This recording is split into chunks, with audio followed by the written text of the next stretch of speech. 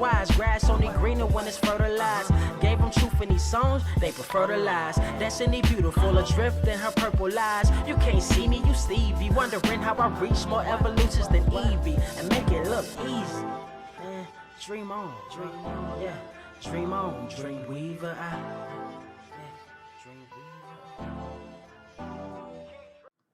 What is up, Earth's mightiest subscribers? It is your boy Ernie, the Blerd Without Fear. Got the homie Carter presents. Welcome to episode 302 of the Blerd Cave, the #1 comic book news stream on this or any other Earth in the multiverse, and also your favorite comic book news stream on this or any other Earth in the multiverse for those that want to be picky. And not only can you find us here, you can also find us.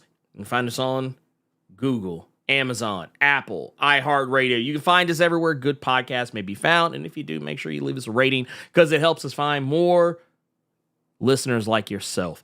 Carter, oh man, we got a show for y'all. We always have a show for y'all, but we really got a motherfucker this week. Carter, how you doing? I was doing better before you cut that camera on and I saw the power line prison fit. Yeah. You know, we out here. We out here, man. We gotta let them out. You gotta let it them caught come me out off guard because I could not tell what that shit said, and then I saw the power line, which makes it even funnier because I've been seeing a lot of Instagram ads recently about them making like power line world tour shirts and hoodies all of a sudden that people are selling. So it's its 30th anniversary. Yeah. So, and that's what it was. It was like an anniversary world tour, and it showed all these different places and like that. Let me ask you this: movie is such a huge thing. It's pretty funny because it's the blackest Disney movie ever made. It is. But did you see what they did on YouTube? Are you talking about when they showed like the dancing with the brother that was dancing so that they could do it for the film? Well, that too. Okay. But they got animators to come in and animate a fully 3D wraparound.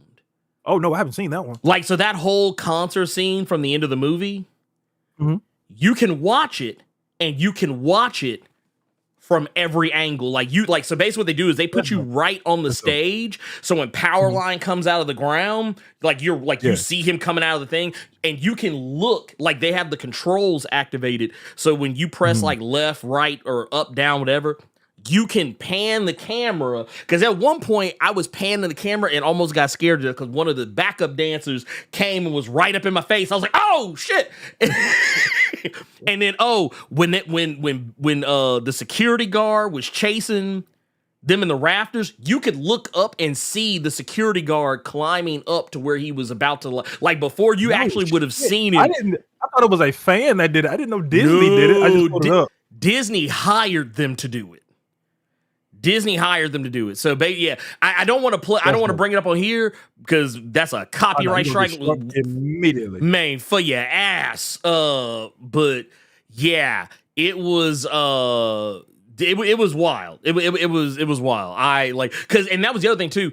I kept looking because I was like, ooh, I wonder if they're gonna have Big Girl. Like, can I see where she come up? And you got to pan the camera like you looking. This is you looking straight ahead.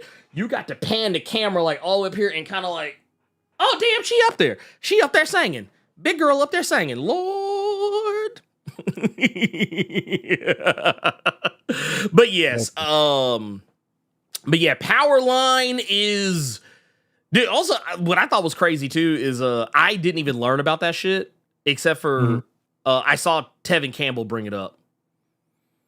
Tevin Campbell was on IG and was like telling folks to go check it out, and I was like, bruh, and love to see it.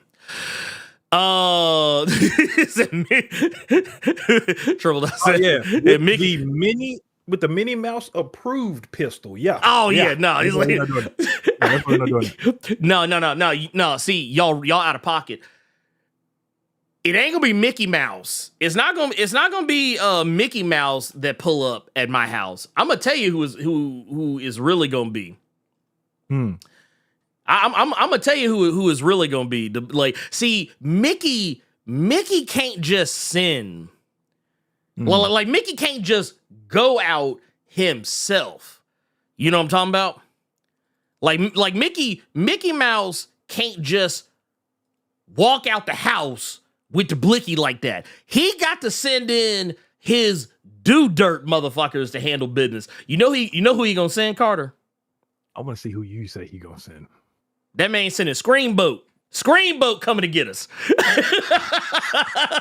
Nasty ass Screamboat. We look, it's gonna be Steamboat Willie coming to fade both of us up.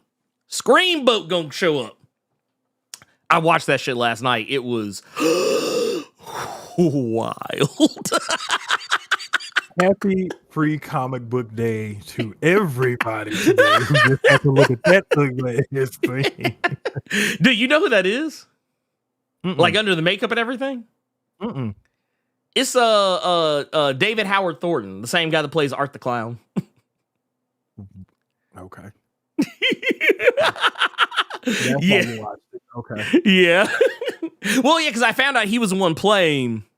I found out he was one of those. I will say this though. Look, is Screamboat a good movie? No. Is it a fun movie? Yes.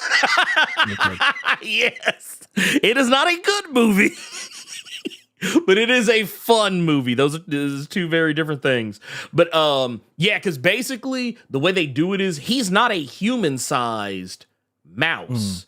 He is a small-sized mouse. So most of the time when you see him on camera with other people, he's on a green screen. Which makes it even more fucking funny. But yeah. Yeah, it's like Popeye the Slayer, man. Yes, it's very much. You know what? And I'm happy Seattle KO brought up Popeye because that was a question I wanted to ask you. Yes. So I'm sitting there yesterday and I'm reading the newest issue of Bitterroot. Dog. I'm getting hungry for something. Do you know about this Popeye shit they got going on with pickles? No, I haven't heard. So for all of y'all that don't know, Popeye's Louisiana Fast. For a lot of y'all older people, y'all knew before it was the Louisiana shit with this old ass woman talking about the herbs and spices. It was actually Popeye the Sailor Man slanging chicken meals. But Popeye's has a thing going on where they have a pickle glazed chicken sandwich, or the new hotness apparently that all you sick degens are around here drinking. They have pickled lemonade at Popeye's right now. I heard about the pickled lemonade. I do not want that. I just found out about all this shit yesterday, and I keep seeing videos of black folks talking about this. Man, this shit slap. I will slap you. Why are you drinking pickle juice and lemonade? What wrong with y'all? The pickle glaze on a chicken sandwich already has my big back senses just tingling, just out of this world. Like my big back senses are just blowing up right now. But pickled lemonade? I would try the chicken sandwich. I would do the lemonade. No. Having just recently drank onion banana juice, I'm good. I'm good. Well, here's the thing with it. Here's the difference with that, and that's why I'm not gonna let you use that as a fucking example. You did that for the brand. True, that is true. I did it for the brand. You are correct. Pickled lemonade is just, hey baby, I bought you some food. Here. Hey, whoa. It's like, hold on, pimp. Hold on, pimp. Pickled lemonade? Pickled lemonade. That's what we doing now. I don't get it. That's what all you big back vagrants are drinking as pickled lemonade. I can't make excuses, so I'm just gonna leave it at that. I guess before we get into the proceedings, as Carter alluded to earlier, it is Free Comic Book Day. I hope you all went out and are going to go out and get your comics. I did. I actually got up. I got up off my happy ass and picked up some stuff. So just kind of give you guys a little bit of a taste. I got that Speed Racer Zero. I already had the Speed Racer Zero issue, but I had it digitally, but now I have it physically.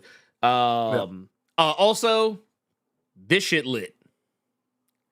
This shit is lit. I can't believe I'm saying Speed Racer. In 2025, Speed Racer is lit. Ha ha. Ha. I will say this, though. I haven't. Hold on, wait, let me go back. Let me double check myself. I don't think I got a single one in this issue. I don't think I saw a single one in this issue. However, you keep saying that, so that's probably going to be the reason I get up and go to my comic shop, because you all have to remember, it's noon over there.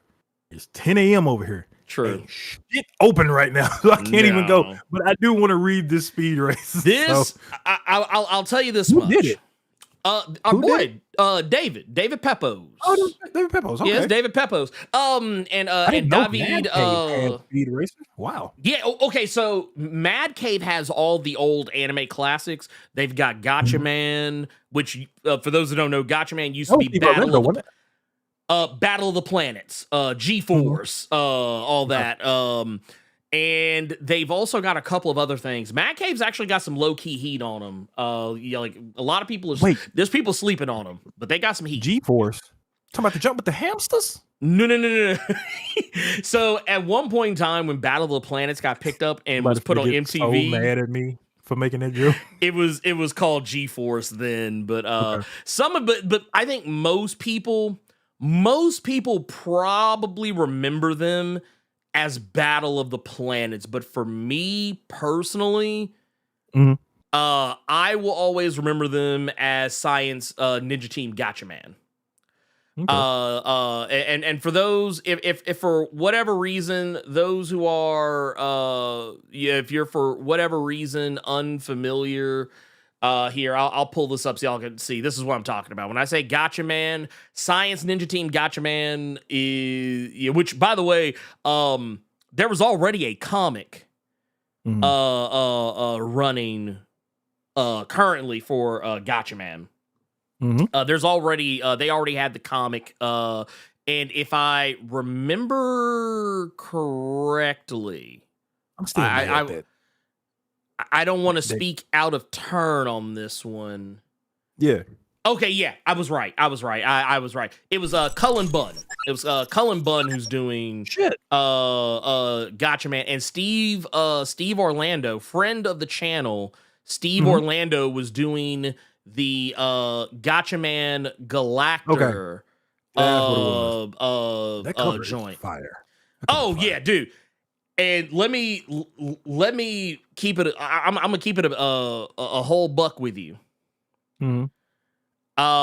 So for those who are unfamiliar,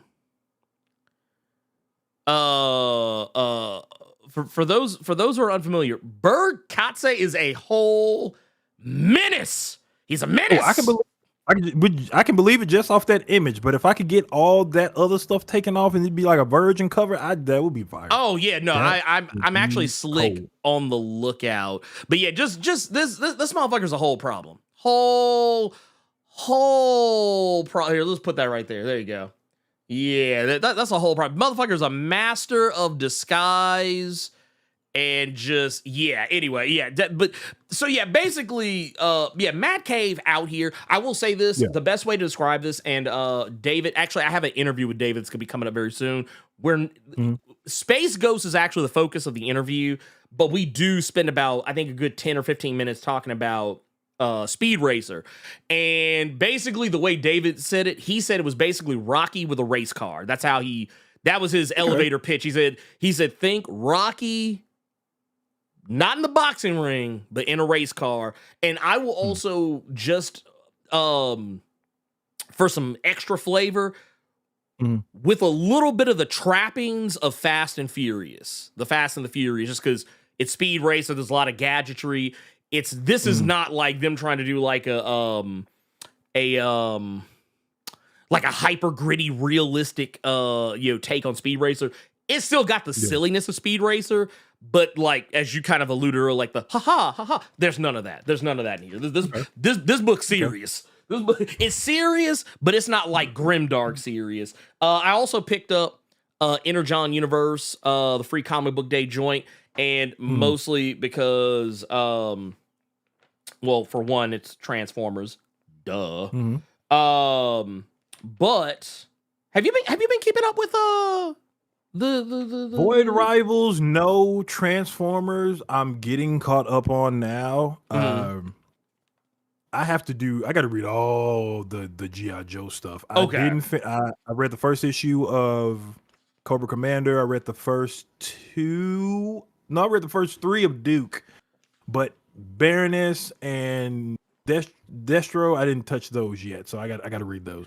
Let me ask you this: have you ever paid attention to? There's a band. There's a band. I don't know if you're familiar with them. They're called the Cybertronic Spree. Have you ever heard of them? Okay, no. So basically, it's a band, as you would probably imagine, as I've just said. It's a band. This band, they dress up. They dress up in Transformers the movie cosplay.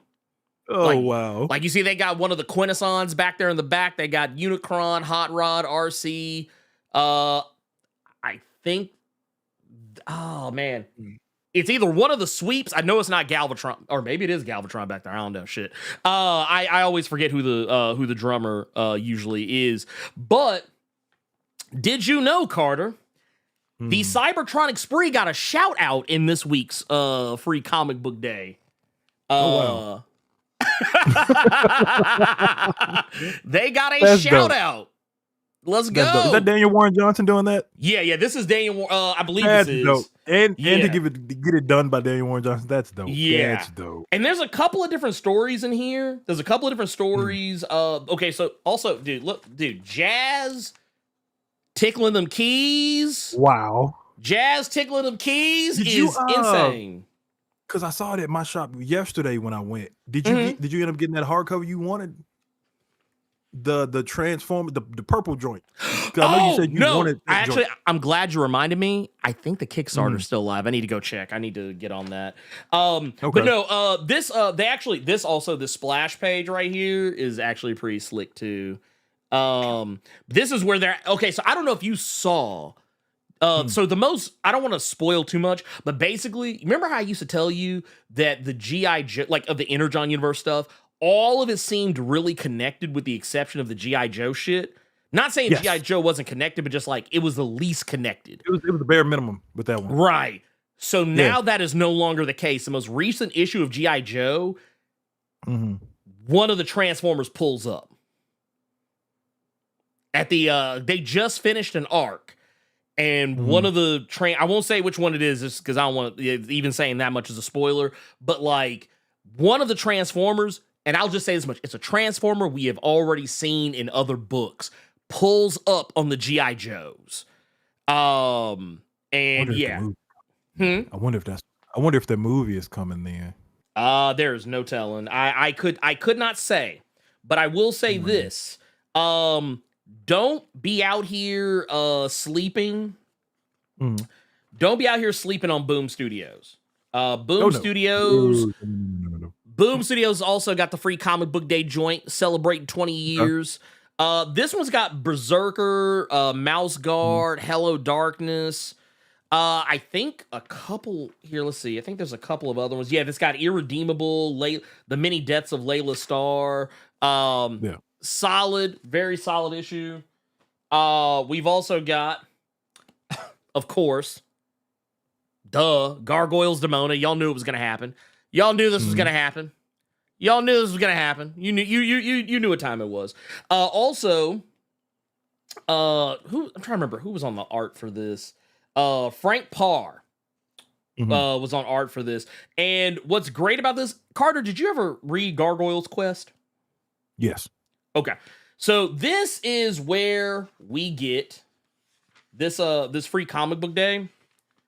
This is actually where we get the tease. I think I showed you last week where we got the tease of the Gargoyles Fantastic Four joint. There's that. And the rest of it, it's not like, I will say this, the rest of it is mostly just like the letters section, giving a little bit of that. But yeah, it's beautiful. Frank Parr is out here acting a whole fool out here. Let's see. Man. Yeah, for free. yeah, for free. That's right, for free. For the free. You don't miss nothing. Otherwise, you would have spoke. We be online on Discord on the regular. Your ass be over there playing Repo and all the other shenanigans. What's up, Taco? Oh, Lord. Hey, Taco. By the way, I'm going to hit all the super chats here. Here in just a moment, because we got some super chats. I just want to run through these because otherwise I'll forget. I did pick up Thundercats Powerpuff Girls, which is pretty damn fun, if I do say so myself.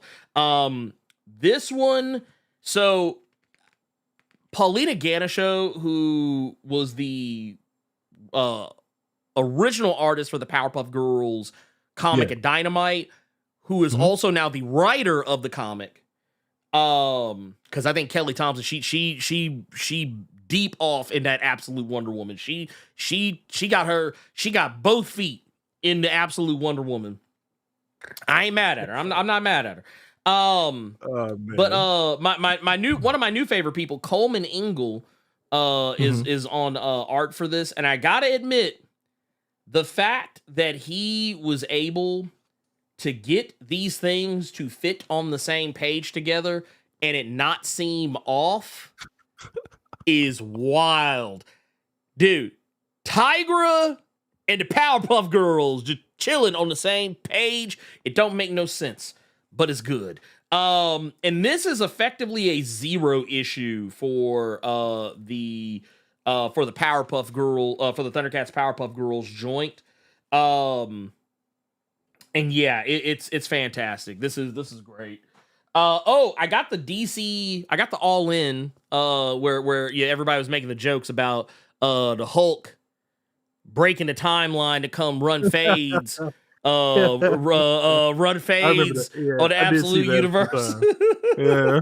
So there is that. So in this one, it's actually okay. Here's the funny thing about that.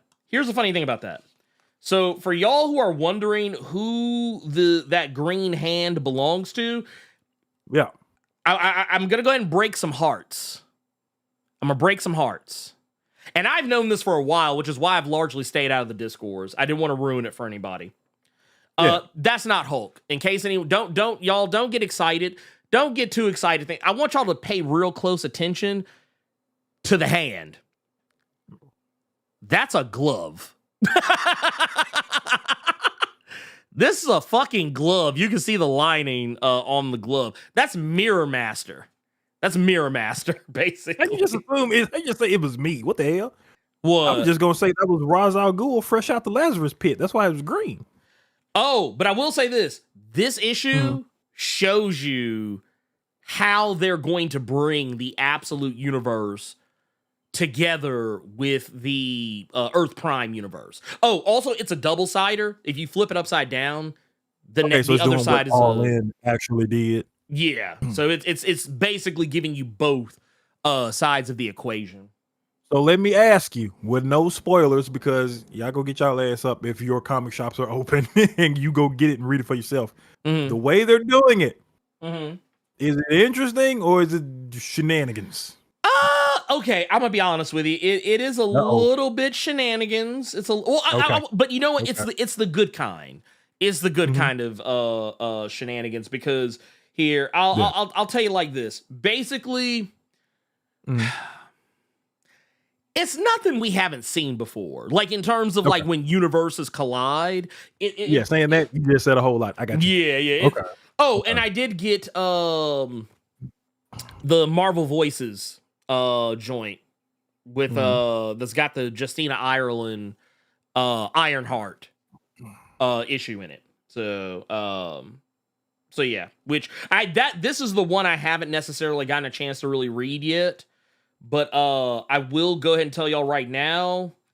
Just based off the no, they did not. Okay, this is kind of, I ain't gonna lie, this is kind of Oh, I see what they're doing. Never mind. I almost cursed Marvel all the way the fuck out for this shit.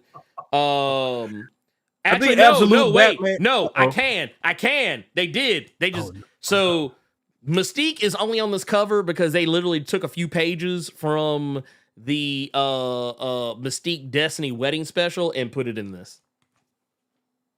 There you go. Anyway, moving on. And Absolute Batman would do some mortal injuries to Earth Prime Joker. I have no doubt. I just had a buddy of mine recently. He hit me up telling me that he just got back into DC, and the first thing that he said to himself to read from DC, because he read the original, was Hush 2, and he is very upset that he made that choice.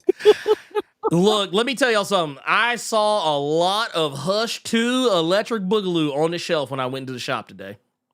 Dude, so I saw it's a funny lot. to see that question of I wonder how Absolute Batman will deal with a Joker better than Earth Prime Batman, because apparently Earth Prime Batman is spoilers for Hush 2 for all y'all. Oh, Apparently yeah. Hush just put in work on him, and Batman currently has him in the hospital trying to save his life. Joker, I mean. So I don't think we ain't got to worry about Absolute Bat. We ain't got to worry about Bruce Lesnar doing that. Nah. Hell, Bruce Lesnar getting paws put on him by Black Mask. Hold on. No. You saw what he did to Black Mask. He currently getting hands put on him by this gross horror movie version of fucking Mr. Freeze. Well, no, I'm talking about see, that was the rematch though. What he did to Black Mask was a rematch. Black Mask tore his ass off on that first Black Mask gave that dude the business. Snapped off the first swing, like, yeah, bro. I would not play with this. Nah, but you see that Brock Wayne came out for the rematch. Oh yeah, no, that was that was the we put Undertaker in the casket. We closed Undertaker up in the casket. We didn't came out with our own $1 million Money Incorporated version of Undertaker, and all of a sudden, the real Batman didn't come back a year later. That's what that was. That was what that was. My friend is pissed about Hush 2, so I said, because he didn't even know the Absolute stuff was a thing, and I'm like, yeah, go read Absolute Batman. This was my sales pitch, and you all tell me if this would make you want to go read Absolute Batman. Oh my God. Tell me if this works for you. This is a Batman that is 6'6", 250, and the bat symbol on his chest can be used as a battle axe. The motherfucker is basically a Diablo barbarian. That was how I sold it. Here's the thing. This is the part that you can't undersell, because I thought it was hilarious because someone actually tried to claim that that this wasn't the case, but it totally is. So Carter, you know how people do on social media. Sometimes they'll post pictures and be like, oh, hey, post your favorite yada, yada, yada. So a buddy of mine, Wednesday Pool, he posted a picture of a construction vehicle. And then someone was like, that's not a Batmobile. Or trying to be like, there's never been a Batmobile that looks like that. And then he and I both were in replies like, oh, so y'all just gonna pretend this didn't happen? Y'all just gonna pretend this didn't happen? Okay, all right. You know what irks me about that, and that's why I don't even delve into that, because I'm not going to waste my time with fucking morons, is just that when you then show them that, it's either silence, they trying to scramble and figure out some kind of excuse so they can pull out their ass, or that tried and true, I said what I said. We know, but it was wrong. You just don't want to acknowledge that it was wrong. Yeah. You was loud and wrong at the same time. But yeah, it was Yeah, that was just wild. It was just wild to me. But I will say this: let's get into, because we got a lot to talk about. Let's get into our super chats and everything. I want to make sure we don't miss out on that. So first of all, let's start at the bottom. We got Gokon Sure his baby's father with the 5 says, going to see Sinners today. I'm late, LOL, but the Thunderbolts is solid. Widow, oh yeah, talking about Yelena. Widow accent is yum, and you can't call him Bob anymore. It's Big Broly Bob. Yeah, you know, honestly, he just bobbed to me. No, he just like, honestly, yeah. I want to say something real quick. Yeah, I promise y'all we're gonna get back to we're gonna get back to this. That much I can assure you. But I just want to, here, I'm gonna move this because changing cameras kind of hoed me on these scenes. Yeah, Bob's power is maximumer. Yeah, basically. But no, so Carter, you remember? Do you remember the storyline, right? They did last year with a where they had teased that a new century would be crowned. Yeah. I read it. Mm-hmm. Yeah, you know that shit about to go away. Oh yeah, that's not fair. Yeah, you know that. Look, I'm okay with what was old girl named Solaris. I mean, she ain't bad. She ain't bad, but I'm gonna tell y'all right now, y'all better get ready because Bob is coming back. Bob is coming straight out the Bob will return. Oh yeah, just like no, you go see that at the end. Look, you know how we got that ugly ass Imperial solicit. y'all gonna be reading a random issue of Avengers, and at the very end, Avengers gonna be like, good. That's what it's gonna be called. It's gonna be called good. Like it's just gonna say good in the century font, and that's all it's gonna say. And y'all gonna be sitting here like, man, what's going on here? What is this? What is this a solicit for? And then just Jonathan Hickman's just gonna show up for no reason because he shows up for everything. He's got to be in everything, and y'all just gonna be sitting there. He's like, yeah, we're bringing back we're gonna run a new line of Century Comics. We're gonna have 5 different Century books running simultaneously. One's gonna be called Exploding Suns. Another one is gonna be called The Golden Guardian of Good. We're gonna have another one called The Amazing Centuries. We're also have another title called Bob, but it's gonna be an acronym. It's gonna be B-O-B, Bob, with an exclamation mark at the end. That's how they gonna do, because Marvel y'all about to get sick of Century. Y'all about to get sick of his. Y'all get sick of his ass. Thunderbolts is gonna make people seek out Century Comics. Well, good luck with that, because the majority of the motherfuckers is out of print. With the exception of the last series that Ernie was just talking about, that nobody want. That shit it lives on the shelf. It walks around with its socks off. It then got so comfortable on the shelf. Ain't nobody looking for that goddamn series. Was it the Jeff Lemire one? No, that's out of print. People want to find that one. Yeah, I'm about to say, which, I know which one you're talking about. I know exactly which one you're talking about. Where it went into Old Girl. Yeah. Mm-hmm. Yeah. Oh, that one? Yeah, ain't nobody looking for that one. Ain't nobody looking for that. But that's all they're going to find. But I know that they're reprinting the Paul Jenkins J. Lee, but I feel bad for people that go watch the Thunderbolts and read that, because that book is just depressing as fuck. Yeah.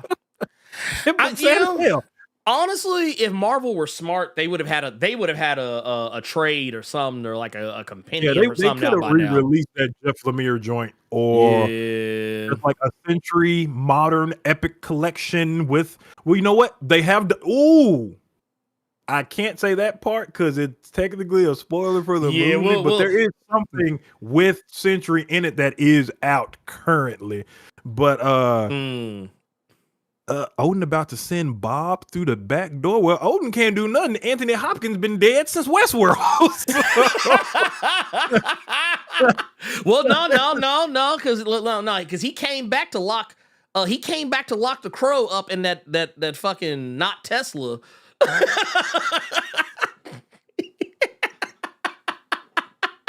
man.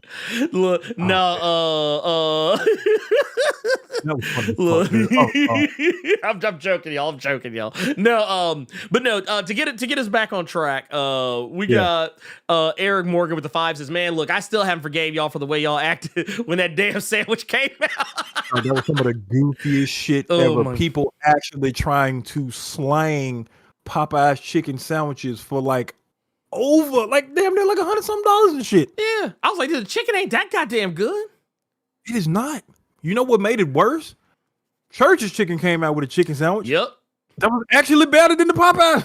And nobody talked. No, and nobody talked about it. And nobody talked. This is why I keep telling y'all, man. Y'all don't deserve Church's Chicken. Y'all really don't deserve Church's Chicken. Y'all Church's Chicken ain't for y'all. It ain't for y'all. But Gokon Sugar's baby father, I don't know if it's Big Broly Bob. This was the Bob. This was the Broly before he hollered and got swole. This was that lengthy one. What's your power level? This was that lengthy Broly. Lewis Pullman didn't have enough time to get yoked in between Steven Yeun being a part of the cast and then having to drop out at the last minute. But we'll get to that here in just a moment. We've also got Pastor Alpha 05 with the 5 over on the Streamlabs side. Says happy free comic book day to everyone, and thank you guys for 302 episodes of The Cave. Plugging that Energon Universe book must pick up for today. Yes, it's look. Because I see this all the time. I'm always talking about the Energon Universe. I'm always trying to tell y'all the Energon Universe. And people keep saying, man, I don't know.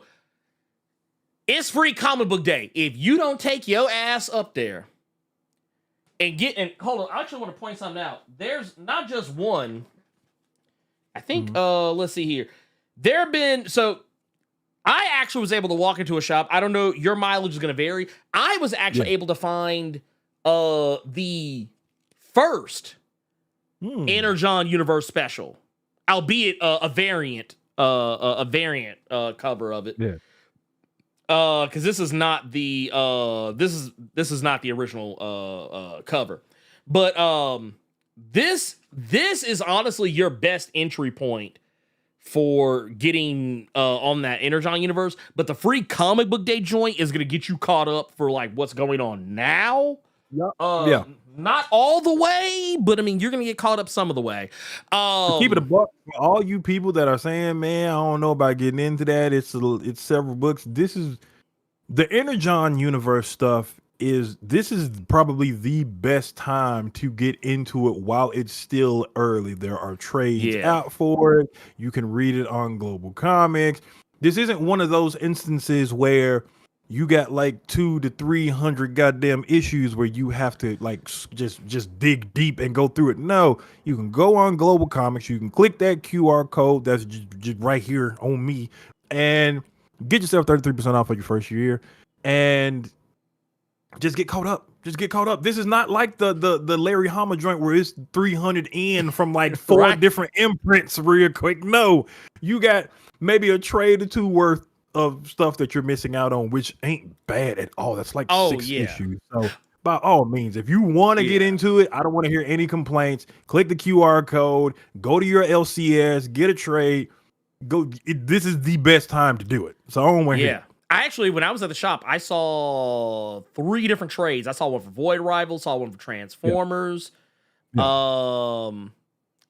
actually, I think, for Transformers, and then one for Void Rivals.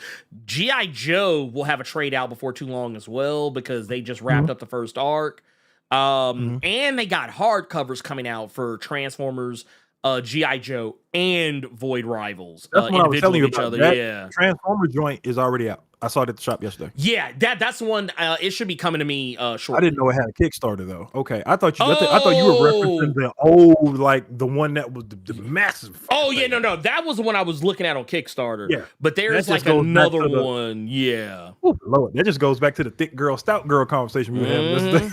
Yeah, no, I like mine thick. I want all. We found something out about ourselves where we can equate it to comics and the women that we prefer. It was the funniest shit. Oh yeah. Oh no, we was out here. Yeah. But what other super chats did we have, brother? We got of course we got our homie Taco with the 1999 super chat says miss you guys. So we've been on Discord 2 many times. Oh, and for those asking, if you have a box lunch in your area, not a actual box lunch, but like the store just went to box lunch real quick. Box lunch. Like, ooh, box lunch. Let me see. I think I got a box lunch in this bitch. No, it's a store. It's a sister chain to Hot Topic. But box lunch is where I got this from. And they had a sale. It was actually I have a Daredevil Born Again shirt, kind of in a similar vein. That they had like a little deal, you like buy one, get one. Like I think it was like 30% or half off, something like that. What's up? Yeah, yes, he was. Ben Lally, he was saying that Daniel Warren Johnson was streaming. He was streaming early, like this, like 1 in the morning. He was doing a double page spread and a cover for Transformers. Yes, yes, he is. Didn't talk about what it was, but he was just up. This was he's doing one for the Kickstarter as well. He's doing, I think, the Decepticons cover for the Kickstarter stuff as well. Yeah. He's okay. Look, I'm just gonna say. I'm going to say this in a way that's going to be hyperbolic, but I know it's the only way I'm going to be able to get some of y'all to hear me out. If you call yourself a fan of G.I. Joe, you call yourself a fan of Transformers, and you're not reading the Energon universe, you don't care about G.I. Joe. You don't care about Transformers. You're just talking. Like, there's nothing stopping you from going to get this. Yeah, but I will say, because X1 just brought up, if you're a wrestling fan, pick up Transformers. Yes, seeing a Transformer catch an RKO is classic. Ain't gonna hold you, but that I will see you and I will raise you. Beta Ray Bill killing Surtur with a Penta driver on a spike, bruh, and that's how he got the Twilight Blade. That was the most gangster shit ever. Dude, Daniel Warren Johnson's the guy. Also, I will say this. The what was it? Optimus Prime giving Shockwave the tombstone. Oh, bruh. And it was who was it that caught Black Mass? Did Starscream get the one? Not was the Rainmaker? Somebody caught a Rainmaker. Yes, no. Starscream caught a Rainmaker, and he caught Black Mass. I didn't know that part. Yeah, he caught Black Mass. Dude, Starscream had caught it real nasty. And I hate it when you brought up Unicron, because I get sad and then I get angry anytime someone brings up Unicron, because that was my favorite interpretation of Starscream. Even though he tried to stand up to Unicron and got one shot it, and it was the saddest shit. Dude, let me tell you something. As a self-avowed Starscream stan, it's half the reason why I like, because that motherfucker, he don't care. Starscream go talk some shit. He's like, nah, fuck it, I'm gonna say my shit. But here, let's do this last one. We got another one here. We got Eric Morgan with the 10 says, let's just go ahead and get Laz Alonso to play Blue Marvel. If Century crazy ass can make it to the MCU, Dr. Bashir definitely deserves a shot, and we are going to talk about that. Absolutely does, but I'm gonna go ahead and tell you to sit down somewhere. Laz Alonso, big dog.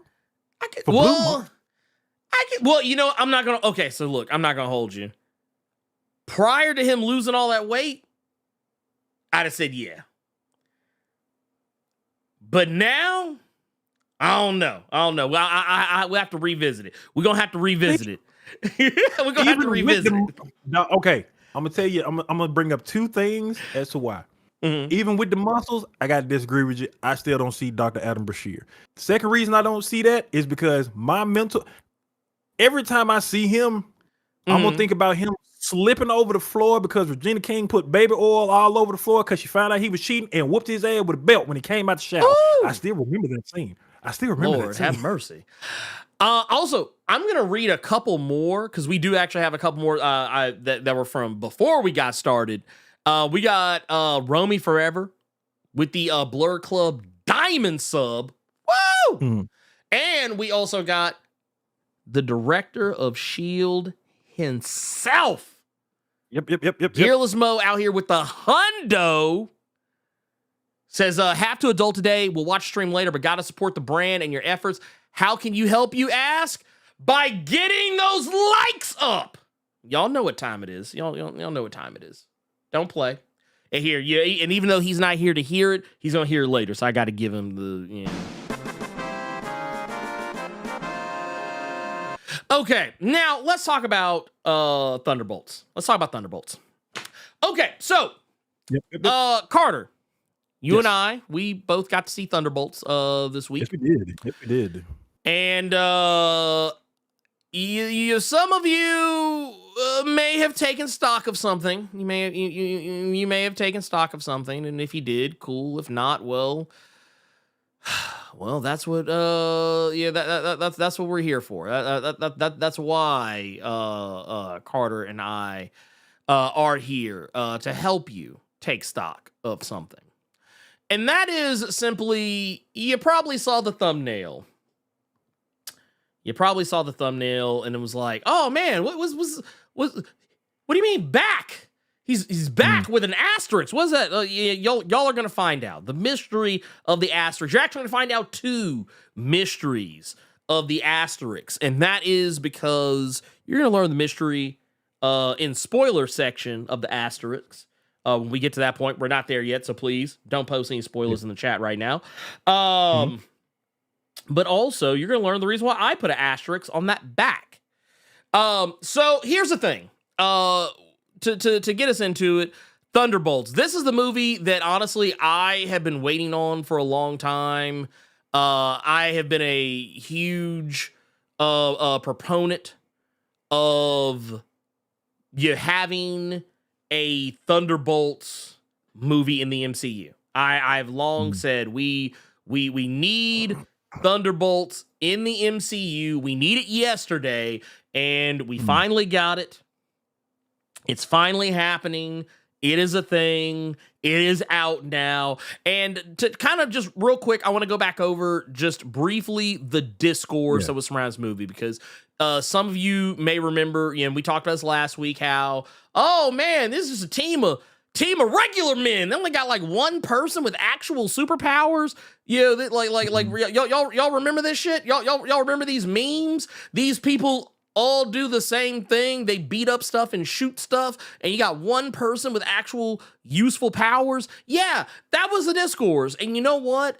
This is why I always say, you don't know what you want until Marvel tells you what you want. Because this movie... You know what makes that even worse, what you just said? What's that? Because of how true that it is, and then y'all want to admit to it, but it's like, especially in this age of social media, people are going to have receipts of when you said it, and you didn't know what you wanted until Marvel told you what you wanted, and then you praise it, but remember when you said it, and then that's when people start getting blocked and banned, or they just ignore it. So it's nasty all around, but... I hate how true that statement is. It's bad. Yeah. Well, and the thing is, it's not, and I want to make something clear. I'm not just saying this is just a Marvel thing. This is a creativity thing. This is a creativity thing as a whole, because I tell people all the time, you can apply this to just about anything. The reason why people take such wild ass chances with certain things is because at the end of the day, people don't, you can sit up here all day and come up with your little fanfics and your little headcanons and whatnot. But at the end of the day, you don't know what the fuck you want to watch until someone puts it in front of you. Yeah, you might have an idea of what you don't want to see. But what you actually want to watch, and just to kind of paraphrase a scene from Pulp Fiction, what's pleasing to the eyes and what's pleasing to the mind and what's pleasing to the eyes are seldom the same. What's pleasing to the wants and what's pleasing to the needs are seldom the same. And I'm telling y'all, this movie, I don't want to be hyperbolic, but I said this in my review of the film that I posted the other day. I think the whole discourse. Oh, Marvel is back. Well, here's the thing. They never left. They never left. You might not have liked everything they put out. You might not have loved everything they put out. But the reality is, they never left. Marvel's they never back, went away. But they still just been making hundreds of millions off these movies. Right. And here's the thing. The movies, we can sit here and we can relitigate what movies were great, what movies were bad, what TV shows were good, what TV shows were bad. But at the end of the day, it's kind of like I was telling somebody in a little short that I put out. Mm-hmm. Marvel, everyone's talking about Marvel like, oh, Marvel made nothing but good movies for 10 years. Like leading up to Endgame, Marvel did nothing but make good movies. That was a funny short. And it was made even funnier when you started listing movies off. Yeah. It's like those were some funny fucking comments. I don't know if you looked. Those were some funny comments in them videos because them folks was hot, boy. Like it was so funny. And I'm just listening to this list and I'm just, and then I'm going to the comments and I just think, yep, that shit's funny to me. Shit's funny to me. Let me guess. You're wrong because Iron Man 2 was actually a very avant-garde movie. You're wrong about Iron Man 3. Here's the thing. This is how you know motherfuckers lack. Okay, there's a fundamental problem in America. One is reading comprehension. Two is hearing, like listening comprehension. So I'm pretty sure I said on some of those that it wasn't my personal opinion, but just was the general discourse around the movie. And also, and there were still people who got mad, got tight. You know what was funny?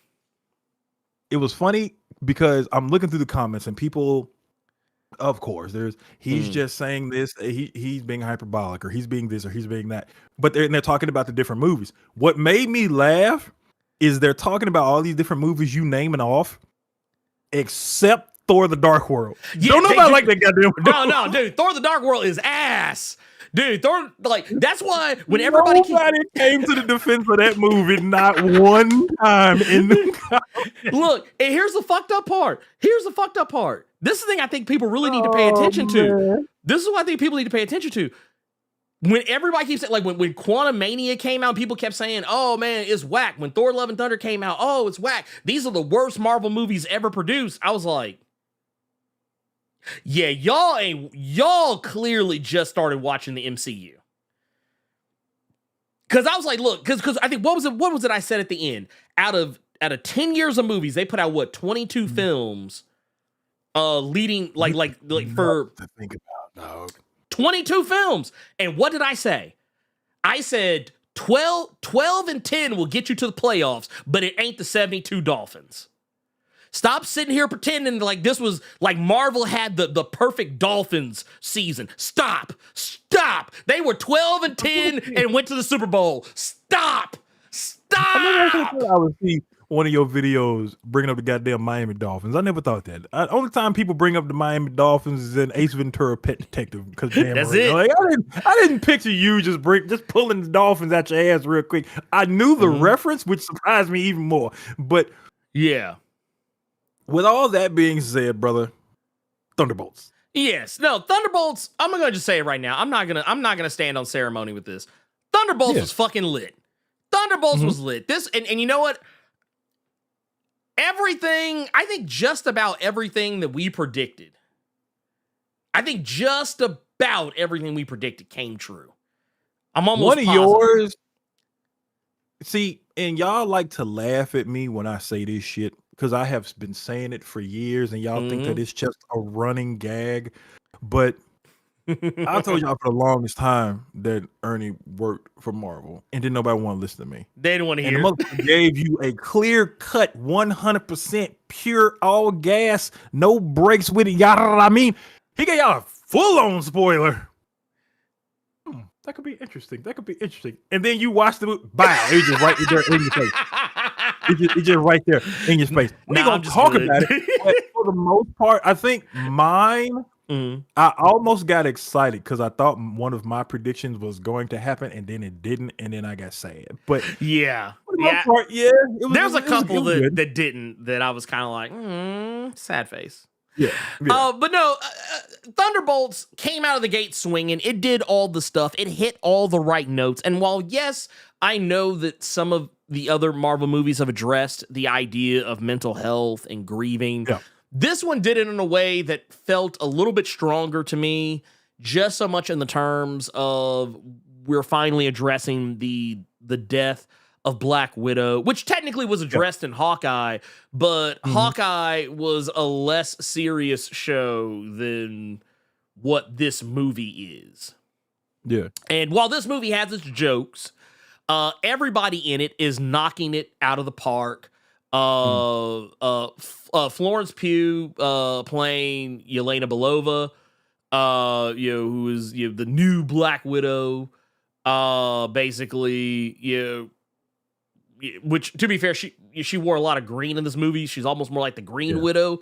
But no, this is not this is the spoiler free section. Yeah, spoiler free, so you don't have to worry about it. This is spoiler free. Spoiler free. Spoiler free like a motherfucker.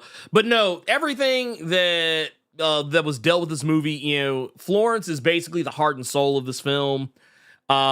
She literally brought a game, and I don't want to make it sound like she carried this movie on her back, but I mean, from an emotional resonance standpoint, she carried this movie on her back. She brought the heart, she brought the soul, she brought an energy to it that just felt fantastic. And I'm gonna go ahead and tell you right now, while yes, I also do agree that David Harbour brought some really good stuff to this film as well. A lot of it is his playing off of Yelena that really works the best. But also, he, honestly, you know what it is? I don't want to, this is going to sound ugly as fuck. But you know how people sometimes would talk about Drax in the Guardians movies? Red Guardian is kind of the Drax of this film. Not in an annoying way, the way Drax became, but he kind of reminded me of Drax in Volume 1. Where it was like, okay, we haven't run this into the ground yet.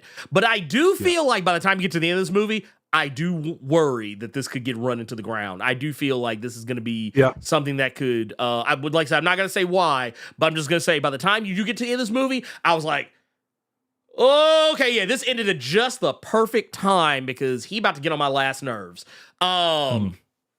With the Red Guardian shenanigans. It's funny in small doses. I think it really worked in that What If episode with Red Guardian and the Winter Soldier. I think that works great. And I actually like the way he and Bucky would play off of each other as well. But yeah, I'm glad that he wasn't in the movie as much as it appeared he would be in the movie, because I do feel like that would have been it. That would have been... It would have been a wrap. Also, speaking of Bucky, it's Sebastian Stan. He's been killing his Bucky since Captain America: The First Avenger. So, I mean, I have nothing new to say about him except that it's nice to see him in a place where you could see the progression that he has had since Falcon and the Winter Soldier, where he was going to therapy. We saw him again in Brave New World, but that was like a really quick little in and out cameo. But here we actually kind of get to see the fruits of that cameo. And Bucky's doing a fantastic job there.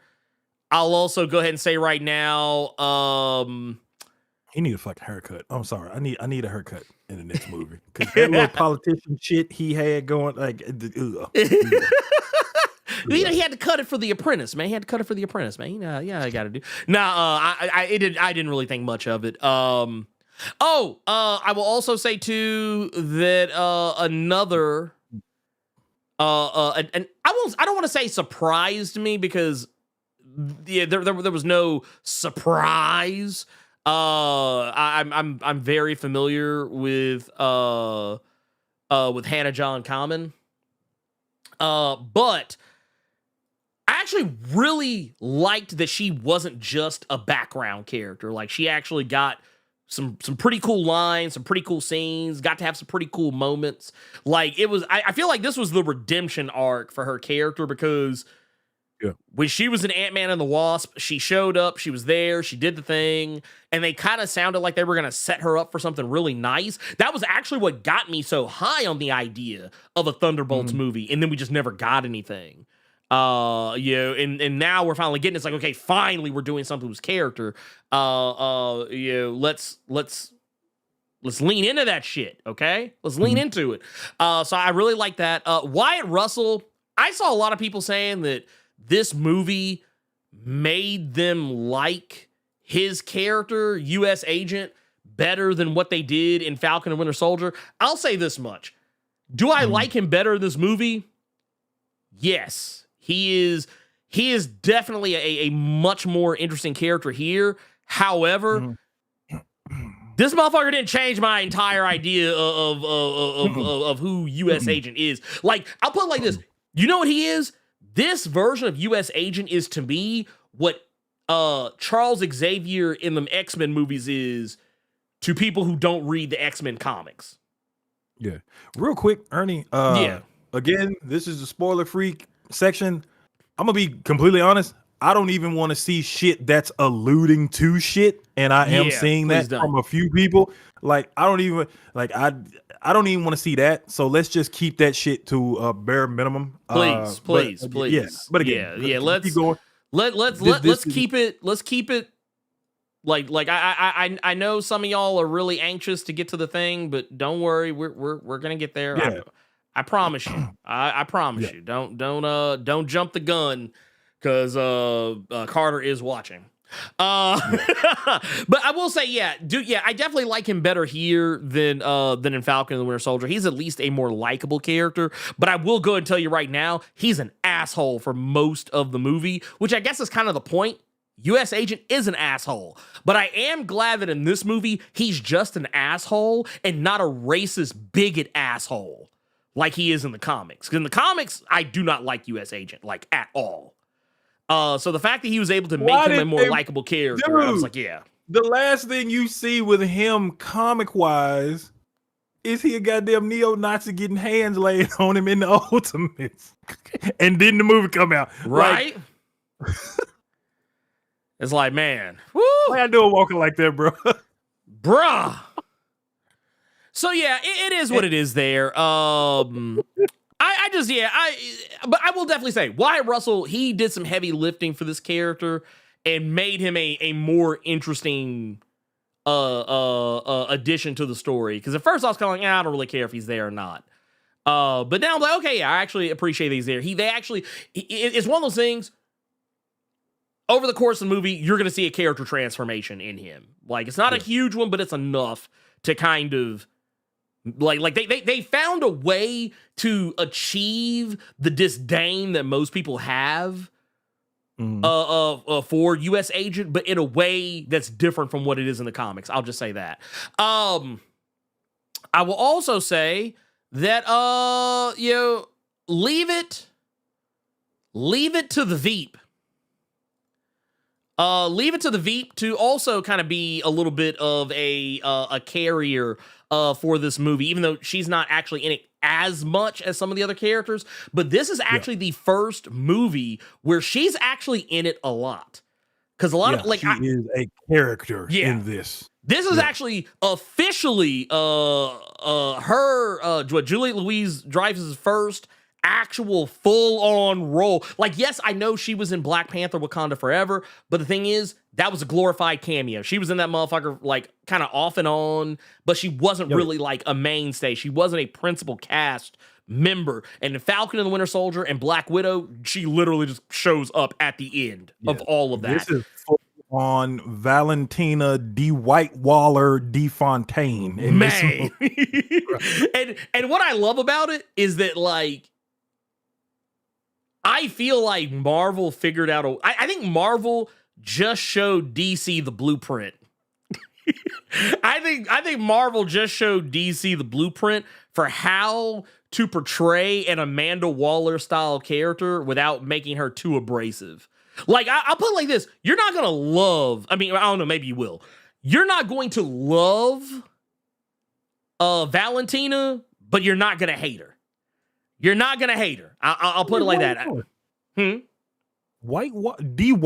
Yeah, D White Waller. Makes you sure you add the D White Waller. D White Waller. Like, no, it's a nice little touch the way they do it. Also, I loved how they snuck in a little DCU MCU crossover by having Perry White sitting on the committee going after trying to shut down, trying to impeach Valentina. That was nice. But yeah, all the characters in this were great. All the characters in this, they were fantastic. They were doing the Lord's work. Can't forget this one. Last and most certainly not least. And that is your boy Bob, Lewis Pullman, out here. I want to say something. This guy single-handedly made me a fan of the Century. Y'all know how much I do not like the Century. Like, I just don't give a fuck about the Century, like, at all. It's not even like a hate thing. I just don't, like, there's a difference between hate and don't give a fuck.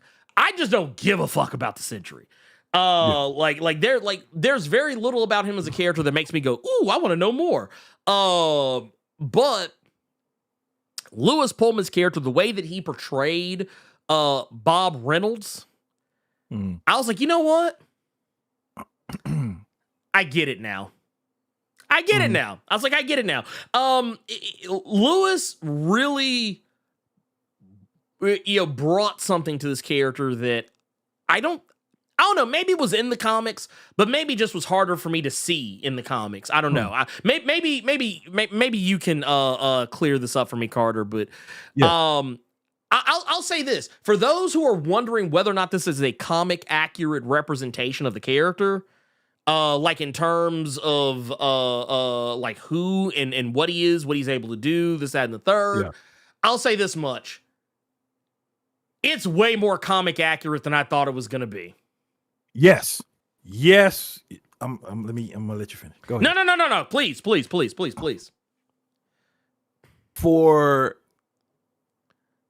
For a lot of these movies where you can't, you can't have blood or you can't really curse too much and stuff like that, I was actually surprised at how much they went into Robert Reynolds being a druggie. Like that truly surprised me. Like, you can't have anybody bleeding. No, we give you maybe a damn or a son of a bitch here and there, even though basic TV, I didn't seen so many bitches flying around here on NBC. Yeah. It is obscene. But to go into him being a meth head was wild to me. I didn't expect that. And it wasn't just like a one-off comment just reading a file. It is brought up several times what Bob was.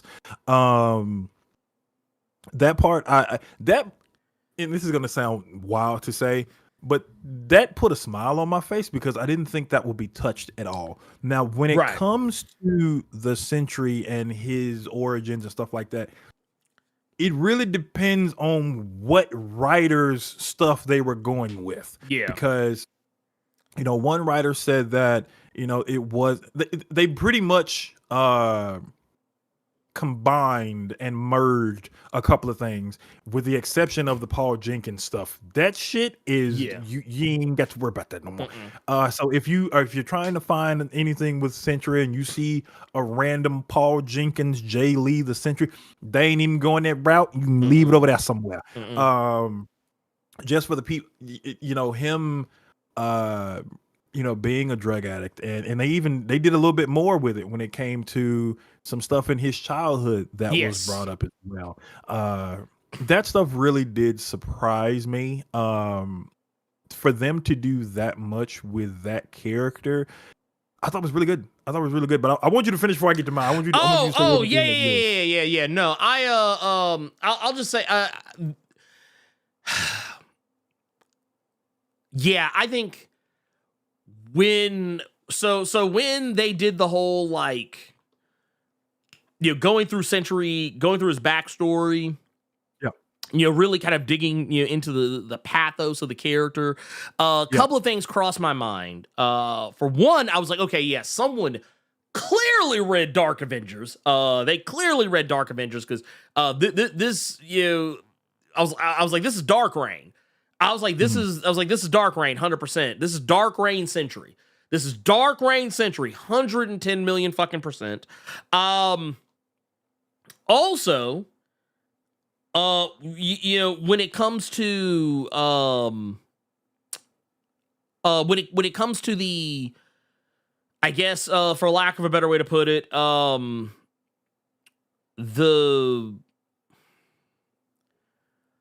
how they handle because this is no secret. We all know this is all over the damn trailer. For Christ's sakes, I'm not gonna sit here and dance around this shit. It's literally everywhere. You almost can't escape it. But like the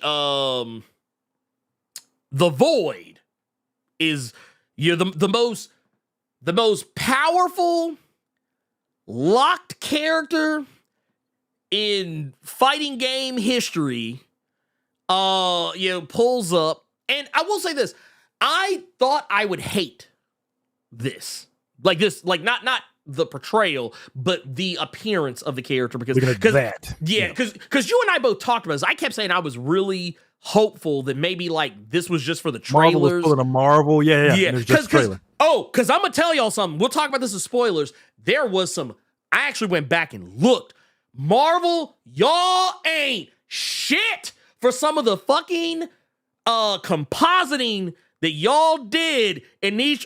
We're going to talk about here a little bit. We'll talk about it a little bit. But no. Shout out to Black Gay Comic Geek. The Void is a heartless. Kingdom Hearts crossover confirmed. Oh, no. 100%. No, because I saw this shit because Black Gay Comic Geek said this shit on Threads the other day. And I ain't going to lie. When I saw you say this bullshit, I fucking screamed. I screamed. I was like, man, no, they are not about to make me have to play Avengers 356 over 85 under 976 days to understand this backstory. Y'all need to stop. It's 356 over 2. First of all, you ain't gonna disrespect King Hearts. No. Wait. We ain't gonna do that. We ain't gonna do that. Wait, you mean tell me that you mean tell me I don't have to play? So what you're telling me is I don't have to play Thunderbolts, Dream Drop, Distance in the Shadow Realm of the Valley and the Shadow Under the Sea to get the story? You might have to play Marvel Birth by Sleep. You might have to play that one. Okay. You might have to play that one. You might have to play that one. Okay. All right. Okay, fuck it. I'll do that. You might have to play Marvel versus Capcom Chain of Memories. You might have to play that. Okay, I might play the chain. Okay. All right. I can do that. I can do that. Please go. But no, I just want to say, also real quick, just a quick deviation. I also want to say, y'all, if y'all are not following Black Gay Comic Geek, please go do so. Black Gay Comic Geek and myself, we are the last line of defense. We are the last line of defense for the Ironheart TV series. Wow. Black Gay Comic Geek and myself have been out here regularly reminding folks, and then people trying to say that I'm being paranoid or hyperbolic when I say that I have people coming to me telling me that they didn't know Ironheart was still happening. Dude, why is it every time I look in my replies, I look at Black Gay Comic Geek's replies? Why is it I'm always seeing 10, 15, 20, 30 motherfuckers talking about, oh shit, I ain't know.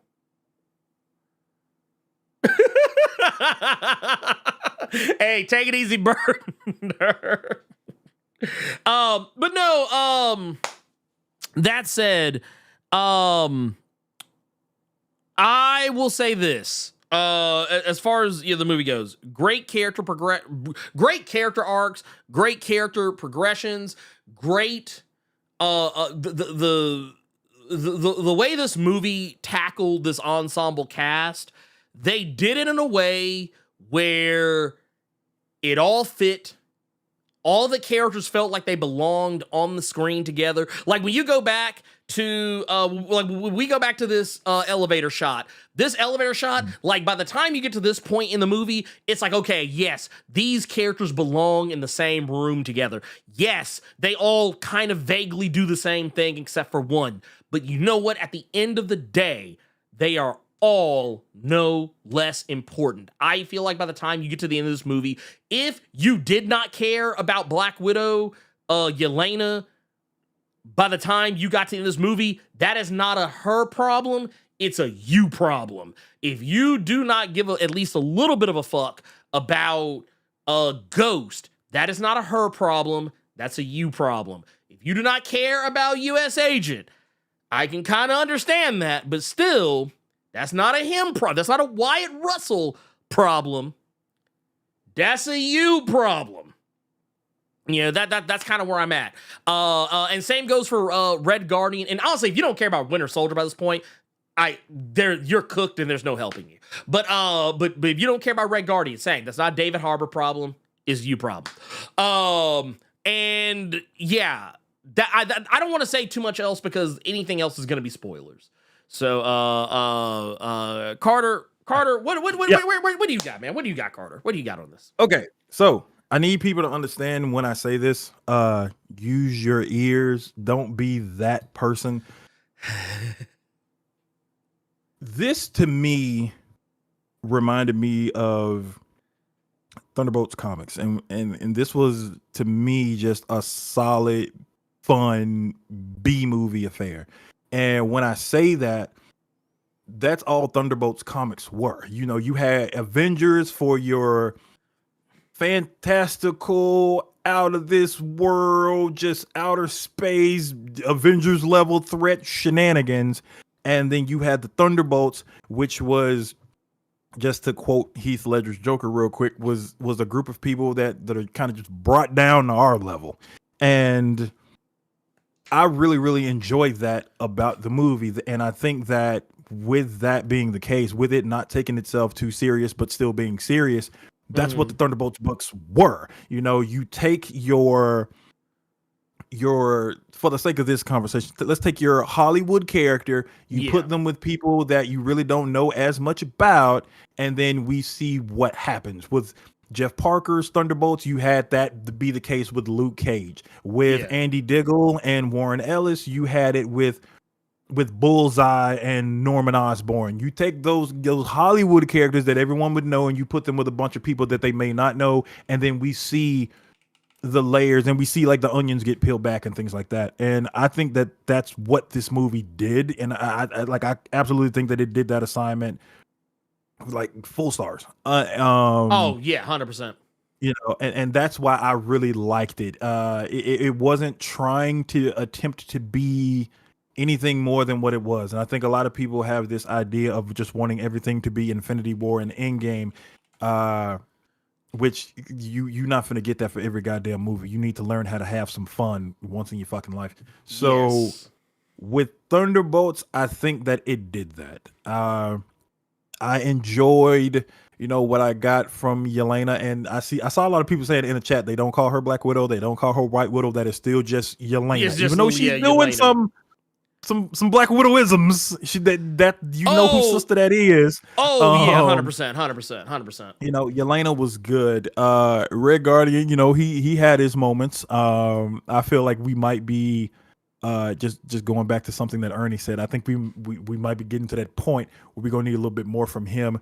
Bucky was Bucky, honestly. So you can take that or leave it. Walker was the one where I was a little bit interested, and I was kind of confused as to what we were saying, because it looked like from the end of Falcon and the Winter Soldier, it looked like he was about to be on the come up. So for him to still be even more of a douche, right? that come up didn't work out.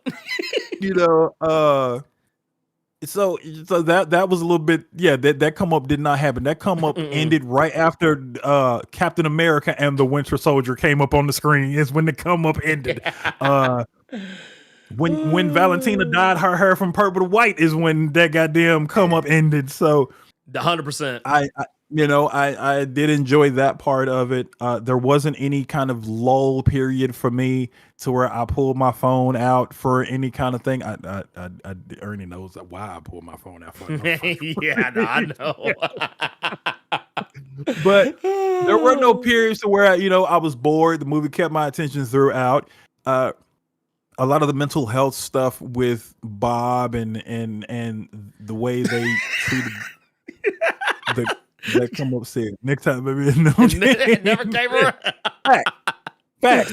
Oh, I think the mental health stuff that they did with Bob, the stuff that they did with Yelena, a little bit of it that they did with John Walker, that hit different for me just because of the work that I do here in LA with me being a counselor and stuff like that, especially with the Bobs of the world. That's my line of work. So that shit hit a little bit different for me, just because of the different scenes where Bob was interacting with other people. It's just because, I've had conversations like that with folks. So that was a little bit interesting to me that they went that way.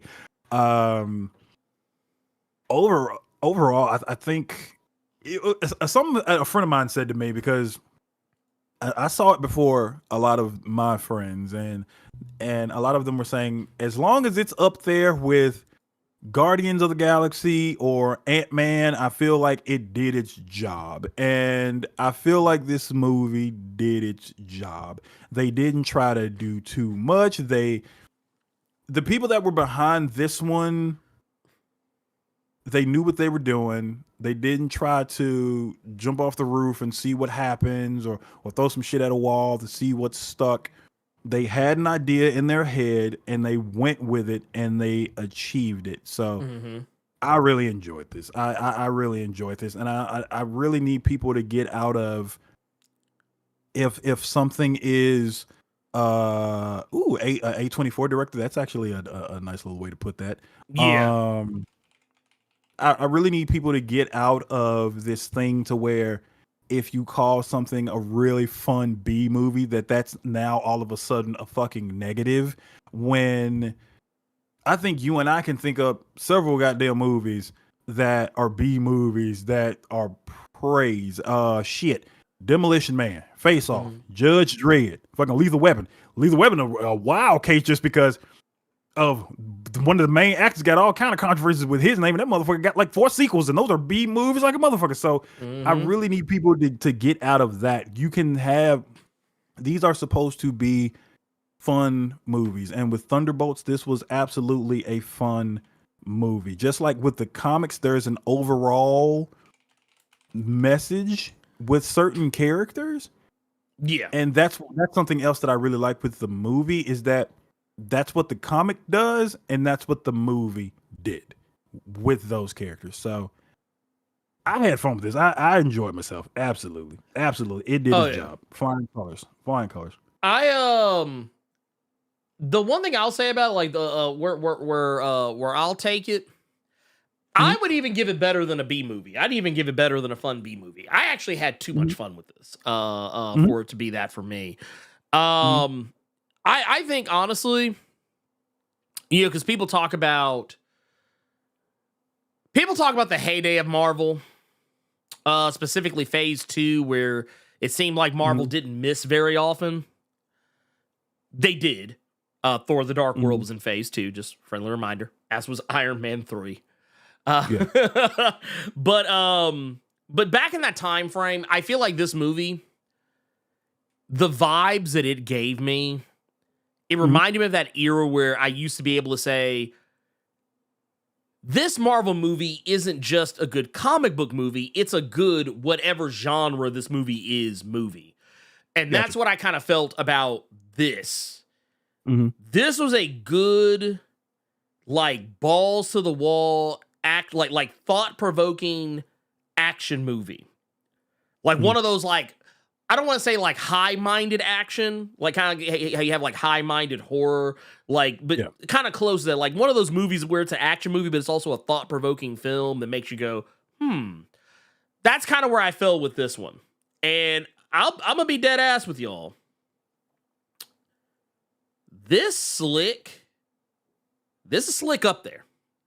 This is slick up there for me. It's up there for me. Mm-hmm. I don't want to go quite so far as to say like, oh, this is gonna, because the Winter Soldier is always going to be the litmus test for most movies, in the MCU for me.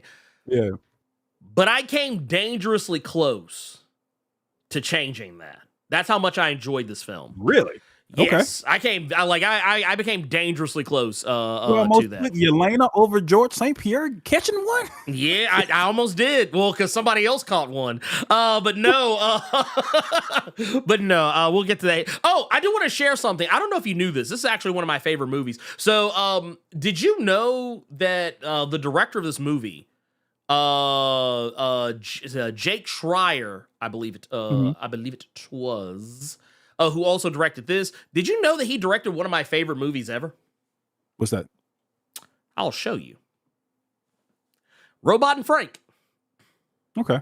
And I didn't know that. Had I known that going in, because he also directed Paper Towns as well. Had I known that going in, I would have been like, oh yeah, of course he's going to do this. Of course he's going to, give us something more than just typical summer blockbuster movie slop. Of course he's going to do that. Why wouldn't he? Yeah, this guy's he's a thought-provoking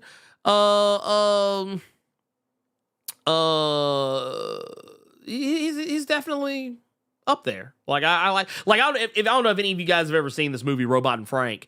But Robot and Frank is a really nice treatise on being in your twilight years, wanting to relive the glory days, but also cutting off yourself from other people, but allowing yourself to look past your prejudices and allow yourself to not only be loved by other people, but allow yourself to love other people. It sounds like a lot from a movie that sounds like it's just about a old motherfucker and a robot. It sounds like a lot, but it really is. It really is that. Like, it's basically Frank. Oddly enough, this is a kind of a Danza. This is a Danza casting because he's played by Frank Langella. Frank is a former. What's the best way to put this? Basically, he's a former thief, more or less. But he's getting up in age, and his family can't really take care of him like that. I will applaud you for not trying to pull a Lord of the Rings reference out your ass. I will applaud you for that. You didn't even try to pull out that what the shit? What was it? The button? You didn't even try to pull that one out. No. I will applaud you for that. I'm not gonna do that. But no, it's but Frank doesn't like robots. And what does his family get for him to help take care of him and look after him? Kind of like as a live-in nurse. Gets him a robot. He does not like the robot. Spoiler alert. He eventually comes to love the robot. It's one of those types of deals. But yeah, it's a really good movie. I like it a lot.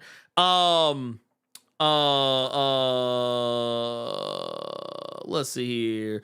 As far as the rest of that goes, I'm gonna go say right now, this movie tackles all the things. It does all the stuff. It hits all the right notes, and it doesn't shy away from tough topics. It doesn't shy away from dark subject matter. In the case of a lot of characters, even some I did not expect. I did not expect certain characters to get that kind of storytelling in this movie. This movie pushes you to see that people are not just their faults. They're not just the mistakes they've made, that they can rise above those and be better if they're willing to try. And it's a powerful message, and I think it's one that a lot of people need to hear. I think you said that just because I feel like I absolutely agree with you, but that's been a point that I have said in group sessions with clients and stuff like that. So that's why it hit differently for me. With the I'm here, it's gonna be okay. Like that shit hit different for me. That's why I enjoyed it. So yeah. It's a powerful message. I think it's something that not enough people get to hear. I think people need to see this and understand that. Yeah, you might be down on your luck now. You might be down in the dumps right now, but that doesn't mean that has to be the way it always is. And each of these characters, I think maybe with the exception of one particular character that I feel did not get as much of this, and I think it's largely because we already should know what they went through. So it's not really relitigated in this movie. But if you at least watched Ant-Man and the Wasp, you already kind of know Ghost's story. So you don't need to really like rehash it when we have plenty of other characters whose stories have not really been delved into quite as much. So yeah, I thought it was cool. I thought it was great. It was fun. It kind of almost got me a couple of times. I was like, oh, ooh, shit. But yeah, good fun. I'm actually planning to go see it again. Okay. That said, I think we both gave it a glowing, we both gave it glowing reviews. And then I'm pretty sure someone is gonna find a way to claim that we didn't like it. I'm sure someone's gonna find a way to claim that we didn't like it. But that said, we can talk about spoilers now. Why the fuck did they do Taskmaster like that, bro? Especially considering she was being cold in that room. Well, look, let me tell you, let me keep it a buck with y'all. Let me keep it a buck with you. So for me, this is just, for me. I'm not for anybody else. Just me. I'm not expecting anybody else to really appreciate this on the same level that maybe I did. But I'm gonna tell y'all something. Y'all ugly as hell. Ugly as hell, Marvel. Ugly. Ugly when I tells you. Y'all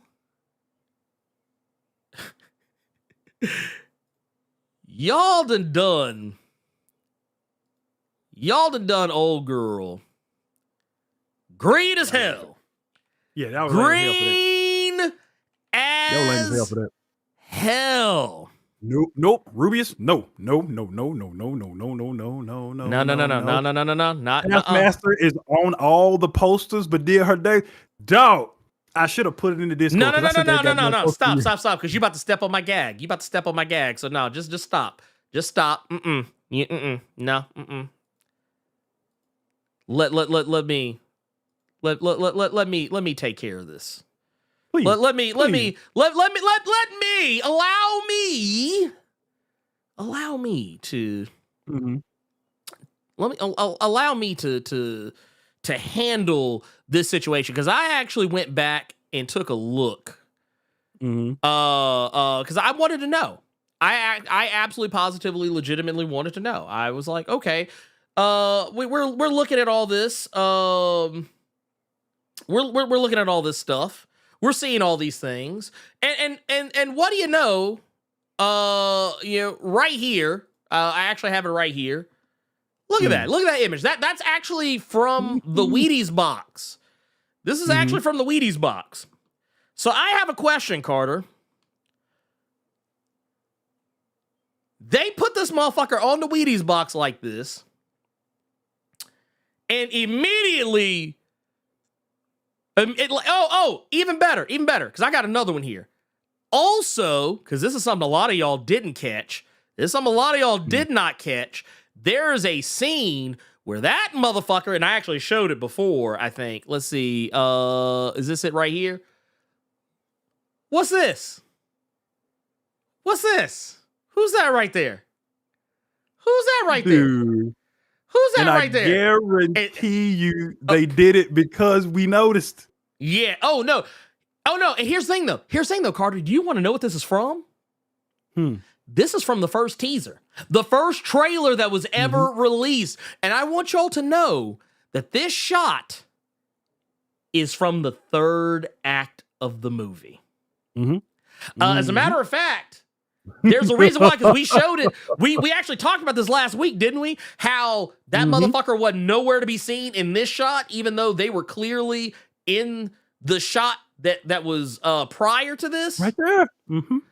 Okay, so that is a composite that they photoshopped that motherfucker, like they got a DaVinci Resolve and just added that motherfucker in there, or they either that or they magic masked that motherfucker out. They magic masked that hoe out, straight up out the goddamn movie. But I just want to say something.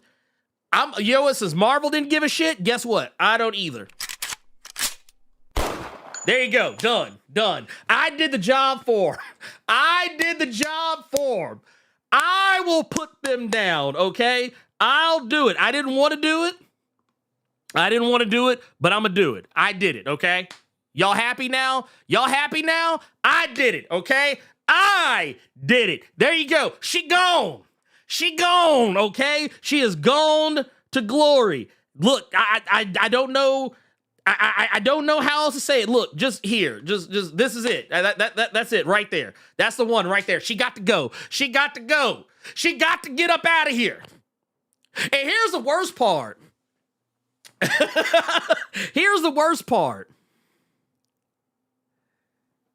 Now I can actually say this. Because I actually joked about this the other day. I was telling somebody else. I said, yep, from now on, I'm just going to call it getting taskmastered. You just getting taskmaster. Like if you in the movie, if you ain't in none of the, if you in the promotional material, but you always in the background, like you always like back up in here, like you just, someone just say, oh yeah, we forgot to put taskmaster in here. Go ahead and wave that little magic wand. Go ahead and wave that little magic wand right quick. Get her on up in here. But really, in reality, she only in the movie for like, bruh, she in that movie for less than a minute. Here we go. Less than a minute, Carter. No, Less. So, okay. Gone. And then gone. What?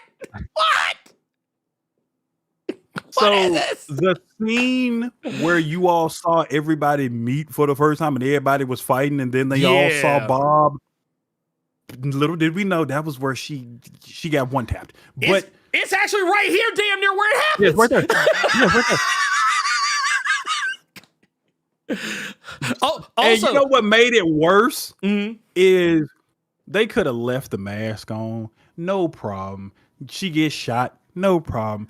They have her take it off so you see that it is clearly Olga Kurylenko behind that man. Bow! And and actually let her talk. Yeah.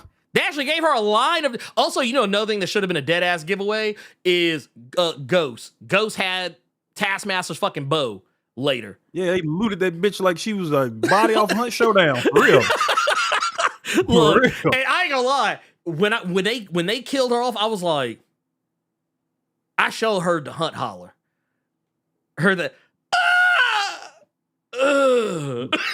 It was worse more so because in that scene, I don't give a fuck how you felt about Taskmaster and Black Widow movie. Taskmaster and Thunderbolts. Taskmaster was putting in some work in that scene. Oh, dude, no, yes! That woman was working in that scene, bro. With the shield, with the sword, flipping the shield off the ground. Bow, gone. I was like, bro. And you would think, like, bruh, something would happen when it came to. You thought something would have happened when it came to her and Yelena, because what Ernie is talking about with her speaking. She was talking to Yelena in that scene because she was telling Yelena, I'm not here for you. Mm-hmm. And Yelena even got annoyed after she got one tapped. Rainbow Six Siege. Oh, yeah. John Walker and Ghost proceed to start looting the corpse. And Yelena, it kind of hit a nerve with her because she knew who Taskmaster was. That could have been a nice little conversation. I would have liked to have seen her character from a mental health standpoint, maybe come to terms with what happened with the Red Room, stuff like that, because we didn't really get a lot of that, even though you did say we got a lot of that in Ant-Man when it pertained to Ghost. Yeah. That would have been something I wouldn't have mind seeing until she just unceremoniously got tapped with the very pistol that is in her hand right now. Dude, and that was the sad part. I was like, dude, Ghost laid that. Dude, that's why when you said that, like, she looted that motherfucker Hunt Showdown character, I was like, because this show as fuck was the motherfucker that killed her that took that goddamn bow. It wasn't even like you pop somebody and then wait to see if teammates come. No, she got bopped and then you ran right over to the corpse. Loot Goblin. That's what her and John Walker was. Fucking Loot Goblin. Dude, because they show, because John showed Walker was for real. Like, oh yeah, let me get them bullets up. Let me get that extra 2 clips up off of. Like, you know what Walker did? Walker did what we usually be seeing motherfuckers do. Like psycho ghosts and shit, when they walk up to a dead body and be like, "Ooh, what you got? Ooh, yeah, let me get that up off you." And like they pick up the uppercut, and then they put down they uppercut, trade it for the other player's uppercut, and then get they uppercut back so they can get the bullets. Get the bullets back, yeah. I was like, ain't this about a bitch? Ain't this about a bitch? Oh my god! So yeah, that irked me. That irked me just because, like I said, I've seen Black Widow. Can't remember a lot from Black Widow, but and I know the argument would be, but at least she did some cool stuff before she died. That make it even worse. That make it even worse. I would have liked to have seen more with Taskmaster in this from the people that were behind this movie. So that was a little bit tilting. I'm not going. Even though I knew it was coming. Literally, I'm going to see Thunderbolts, and I ended up taking a picture of the movie poster, and I sent it to Ernie because, like, Taskmaster, like over here off the side. She was over here like this. Like, you can barely see her in there. So I knew she was gonna catch it. Oh no! I took the same shot. I took the same shot you sent me, and I posted it because I was telling other folks. I was like, "Wow!" Like right before I went into the theater. Right here. Wait. Let me pull this up. Right here, off top.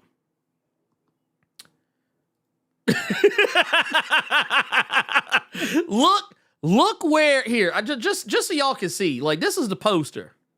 Yeah. This the poster. Look at Taskmaster. Over half a Taskmaster face in the frame. What is this? Like, to the point, there were some folks like, yeah, ain't that Taskmaster right here? I was like, y'all, the lies y'all are telling, that is Ghost. So here's what was nasty. Way up in the back. So the other one I couldn't send you because I sent you this one, and then I told you how they have it long ways. She was still barely in it long ways. When you got more space to put everybody, she was barely in that one. Oh, I hate it here. I'm done. So yeah, that hit a nerve. That was wild. The other thing I want to talk about too, is well, for one, so, that was the one. That was the one I got wrong. That was one of the ones that I got wrong. Not that Taskmaster wasn't like, I was okay with the idea of her getting killed off, but like the way that she got killed off, I was like, bruh, like that is wild. The themes of, like, I mentioned something about, darker themes of suicide. While they didn't necessarily directly, like, 100%, like, lean into suicide, they did kind of dance around it. So I'm going to give myself a little pat on the back. I'm going to give myself a pat on the back for that one. We did not get a Zemo cameo. So that was another one. That was nasty. Dude, it was surprising, but it was nasty as well. Yeah, like, that's nasty work. Because, I mean, let's be real. Like, Zemo is the Thunderbolts. The we could have original got a team. Zemo cameo, but y'all said no. Let's do a bit with the Wheaties box. Bruh, that was We the gonna thing do that got that me. instead of Zemo, dog. Come That on. was nasty work. Cause and also just to kind of keep it in the same vein, the whole thing with Geraldine Vishwanathan's character Mel, that one they didn't really take that anywhere. Like her character actually had more screen time than I thought she was gonna have, but they didn't really do anything more with her character other than just pointing out that she was aware of the Avengers and like was one of the only good people in Valentina's cabinet. Yeah, that was a nasty Easter egg. That was a nasty Easter egg. I'm not gonna hold you. Yeah. Yeah, no, 100%. One of mine that I was kind of sad didn't happen, even though I thought I was close. Valentina D. Whitewaller D. Fontaine catching it from the Sentry. Oh, the Sentry. She almost did. Almost did. She almost. If it wasn't from Mel. So that kind of made me sad. I was like, yes, I got one. And then it Mel, look, Mel, look, Valentina was out here looking like, oh shit, this is it. This is it. And she got not Songbird, which, I mean, to be fair, the jury's still out. She could still be Songbird somewhere down the road. I think that the door is still open for that, but it is not revealed in this movie. Though, once again, anything can happen later. Intern in this movie. That's it. Just an intern. That's it. I'm just here for my credits. It's all male in this movie. And then, the whole talk no jutsu, that I talked about, kind of happens and kind of doesn't. You hit that one. Yeah, that was. I'll say this. Let's go ahead and get this out here. So first off, the Sentry drip.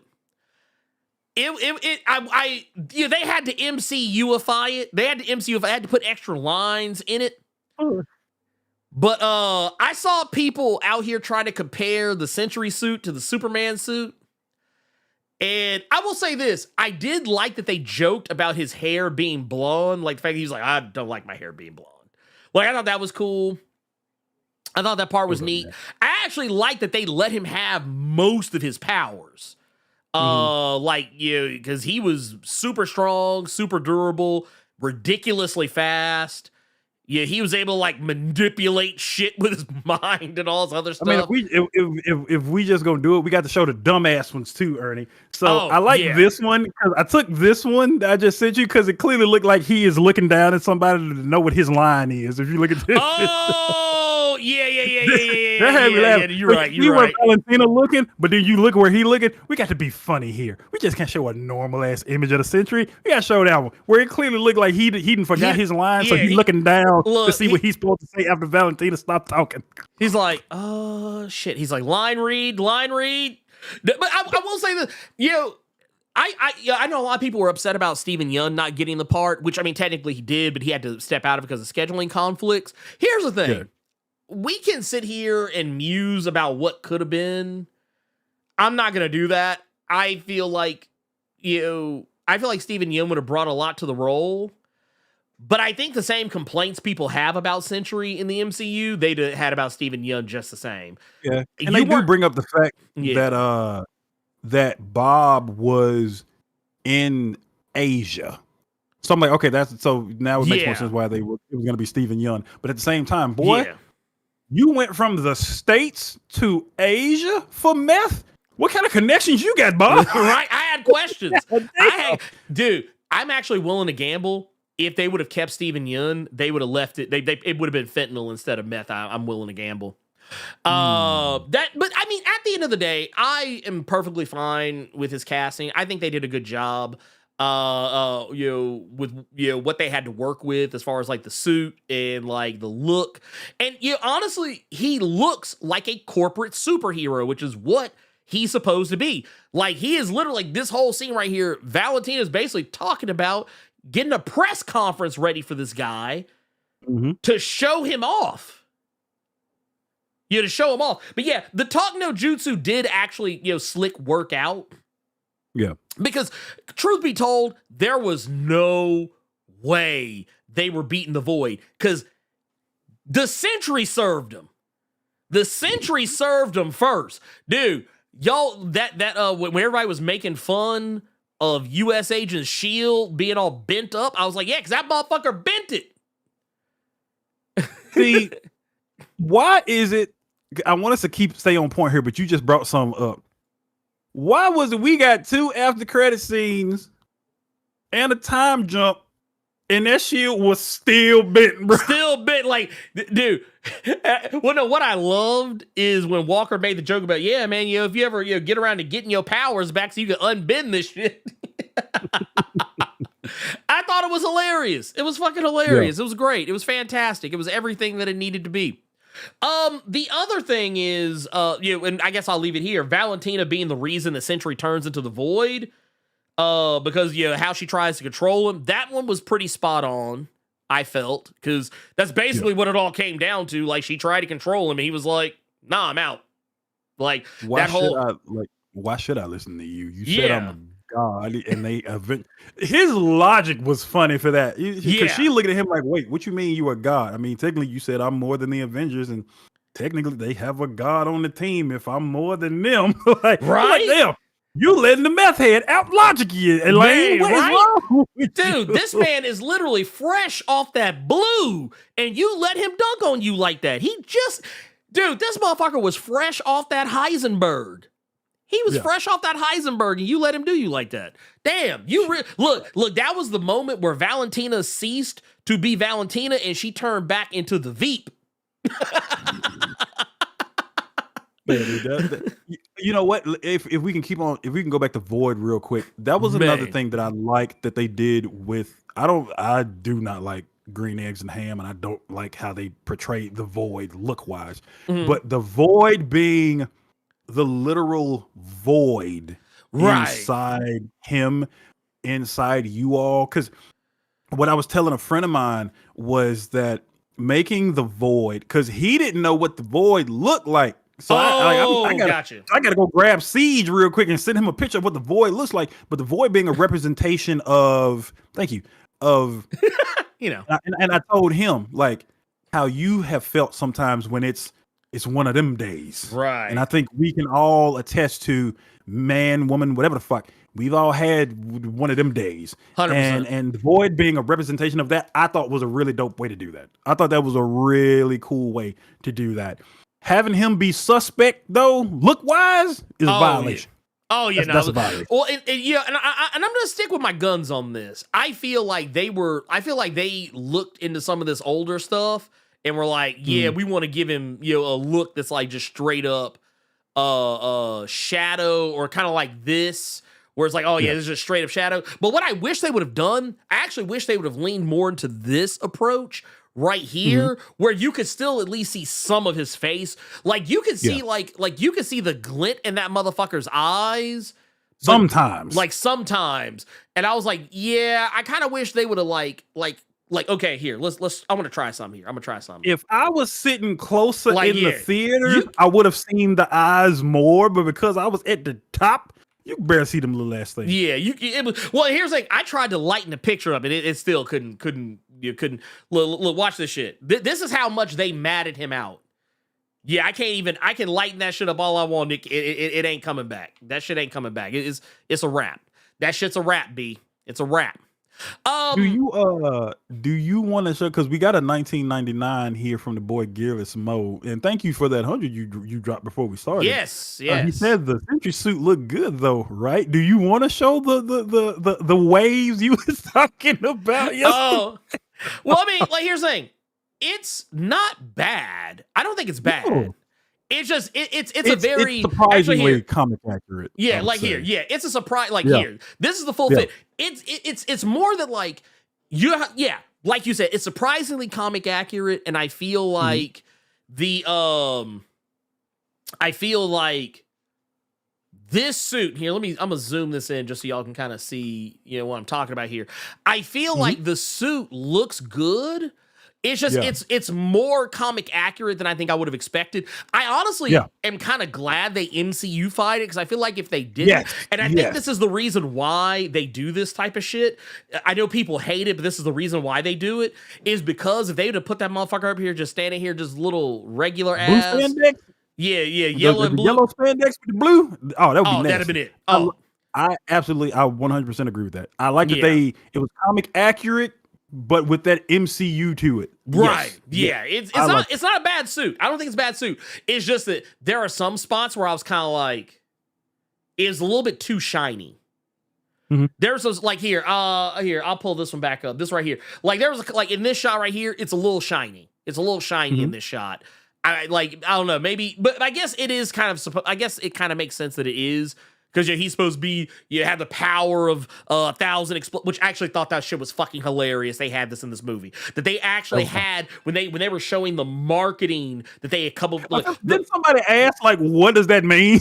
Yeah. They were like, I think it was. I think Mel said something. She was like, the power of 1,000 exploding suns or whatever that means. And then they actually had the Golden Guardian of Good. That put a smile on my face. That did put a smile on my face. I'm not gonna lie. That put a smile on my face. Yeah, like I get it. I totally get it. It just like I wish it was a little less shimmering. It was a little like what they should have. They should have it was like it was like a whole new world. It was like shining, shimmering, like that. You know what? They went to the splendid. They should have stopped at the shining and shimmering. They added splendid, and that's where they fucked up. If this is the stickler hour of this review, I want to be a little bit of a stickler myself, and I will say something that my friend and I would agree with. I don't like his hair. Not that it's blonde, but I wish that it was longer. I wish that it was stringy, longer, especially with him being a drug addict. I think that would have. I would have liked a little bit more comic accuracy on that, but that's just me being a fucking stickler. Like that. Yeah, this is the one area where I feel like they actually shirked on comic accuracy. I wish they would have actually gone for a longer I think haircut. That would have made him look a little bit more of the damn nut. So yeah. Because I mean, if you're gonna do it, I like that too. Yeah. Oh yeah, 100%. And that's actually okay. So to go back to what we were talking about earlier with with Mr. Heartless right here, courtesy of Blackgate Comic Geek. What I wish they would have done, I wish they would have done this. Actually, had his eyes glowing. I think that would have offset the pure matte blackness and unlocketed. Or rather, locketedness of his character. I feel like that would have gone a long way to fix that. But yeah, I mean, like I said, I'm not hating on it. I'm just saying, like, that's just finding some shit. Is what like because I haven't said one negative. I haven't said one negative thing about this movie except that. Well, maybe I guess technically I did kind of get on Red Guardian a little bit, but I think I was pretty clear in my assessment of where I was going with that. But yes, thank you, Gearless, for that 1999 super chat. This is another one here. This is another one right here that we got, and I want to make sure that this is also addressed because this is the one that I think got me in trouble with a lot of folks. So, I had two. I'm just going to knock these out back to back. Okay. I said that the reason the asterisk is on the title will be revealed that they aren't really the Thunderbolts. They're the Avengers.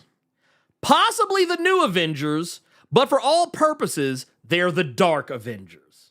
Now, I was correct. Also, I said there will be two teams of Avengers going forward. Sam's team will possibly be the Mighty Avengers. Now, so far, they didn't say Mighty Avengers in the title, but the Thunderbolts were called the New Avengers. And it was even they even had the New Avengers in all the titles and all the post-credit, in-credit stuff, whatever.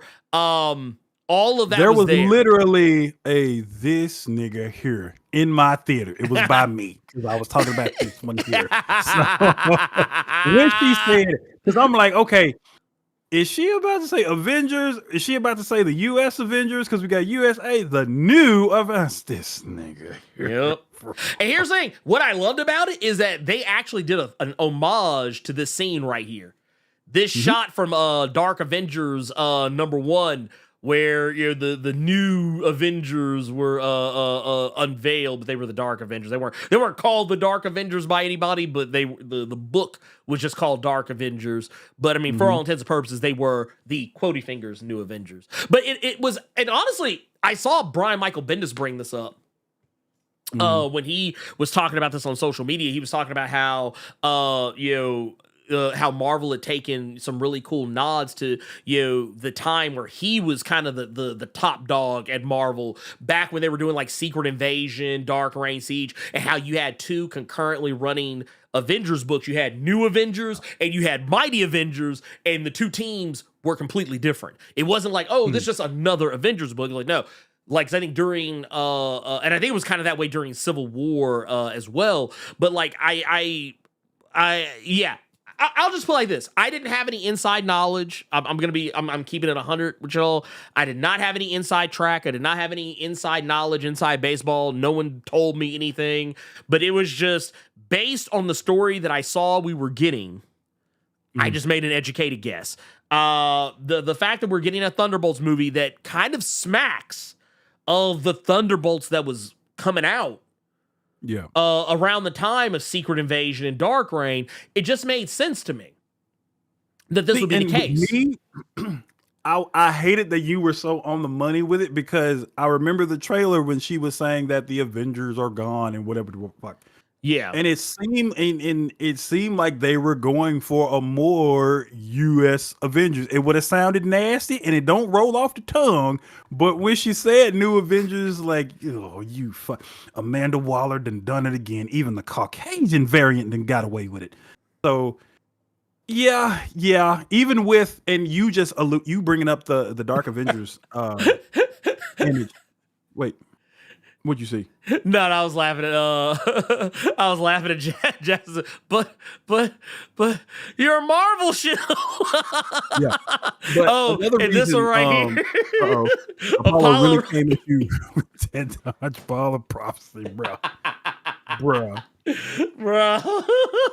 But with you having that Dark Avengers image pulled up with the New Avengers, they also alluded to it twice in a sense, because in that image you had up with the Iron Patriot and Ares and everybody like that, Hawkeye on the end there, it's actually Bullseye. Yeah, it's Bullseye. And the Spider-Man off to the side here. Venom. Yeah, that's Venom that over Wolverine is Docking. That's Docking. But, and the Marvel Boy. Huh? Marvel Boy.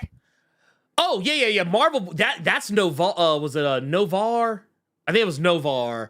And the Ms. Marvel that's there, that's Moonstone.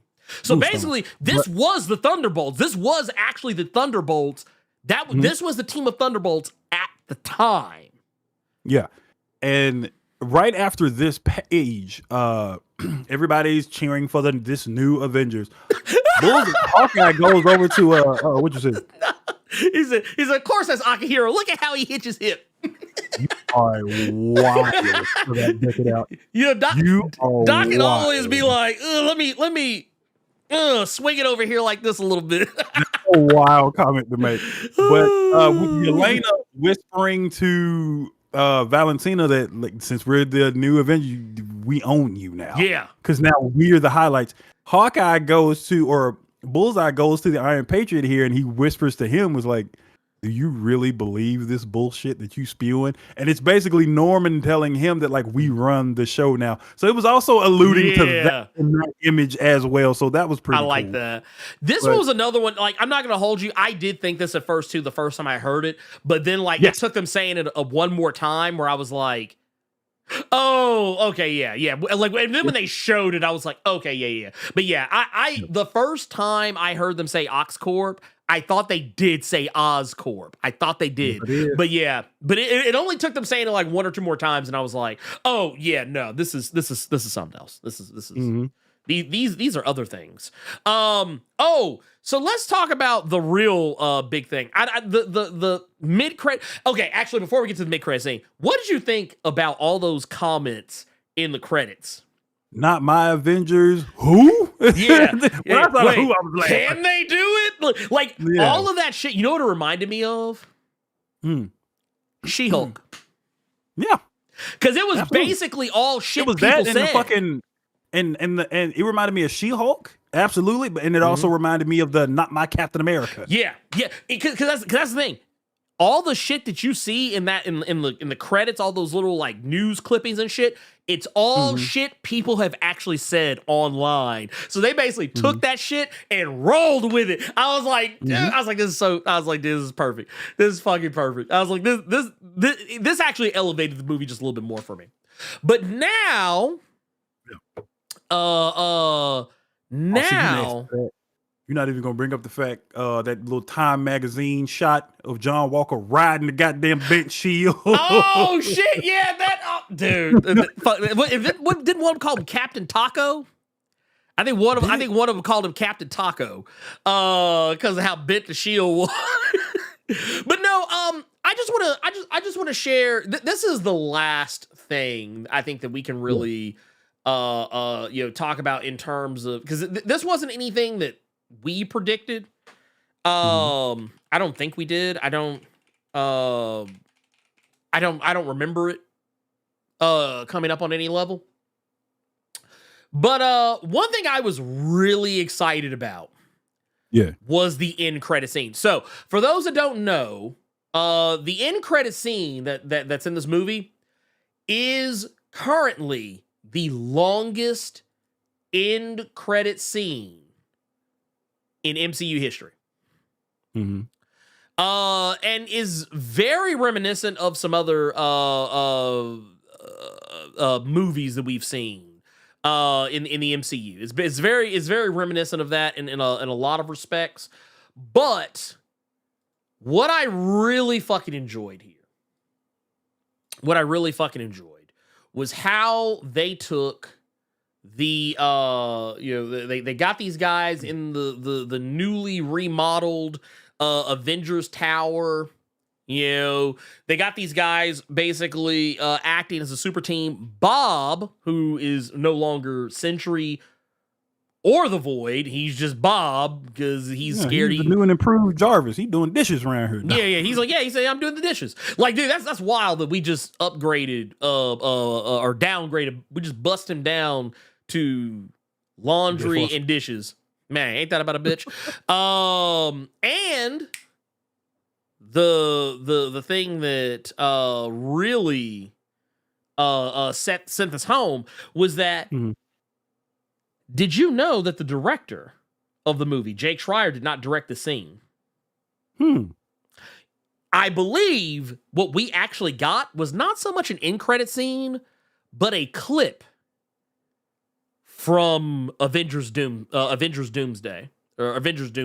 Doomsday. Oh, wow. I think that's what this is. Because, so the thing that happens at the end of this, we get, because, and what was so funny about it, they were talking about, the Avengers, they're off dealing with some cosmic stuff, yada, yada. And then I was kind of like, okay, they're setting up Secret Wars right here. This is like how they're kind of explaining why there weren't any other Avengers around, why, all this other stuff is going on, whatever.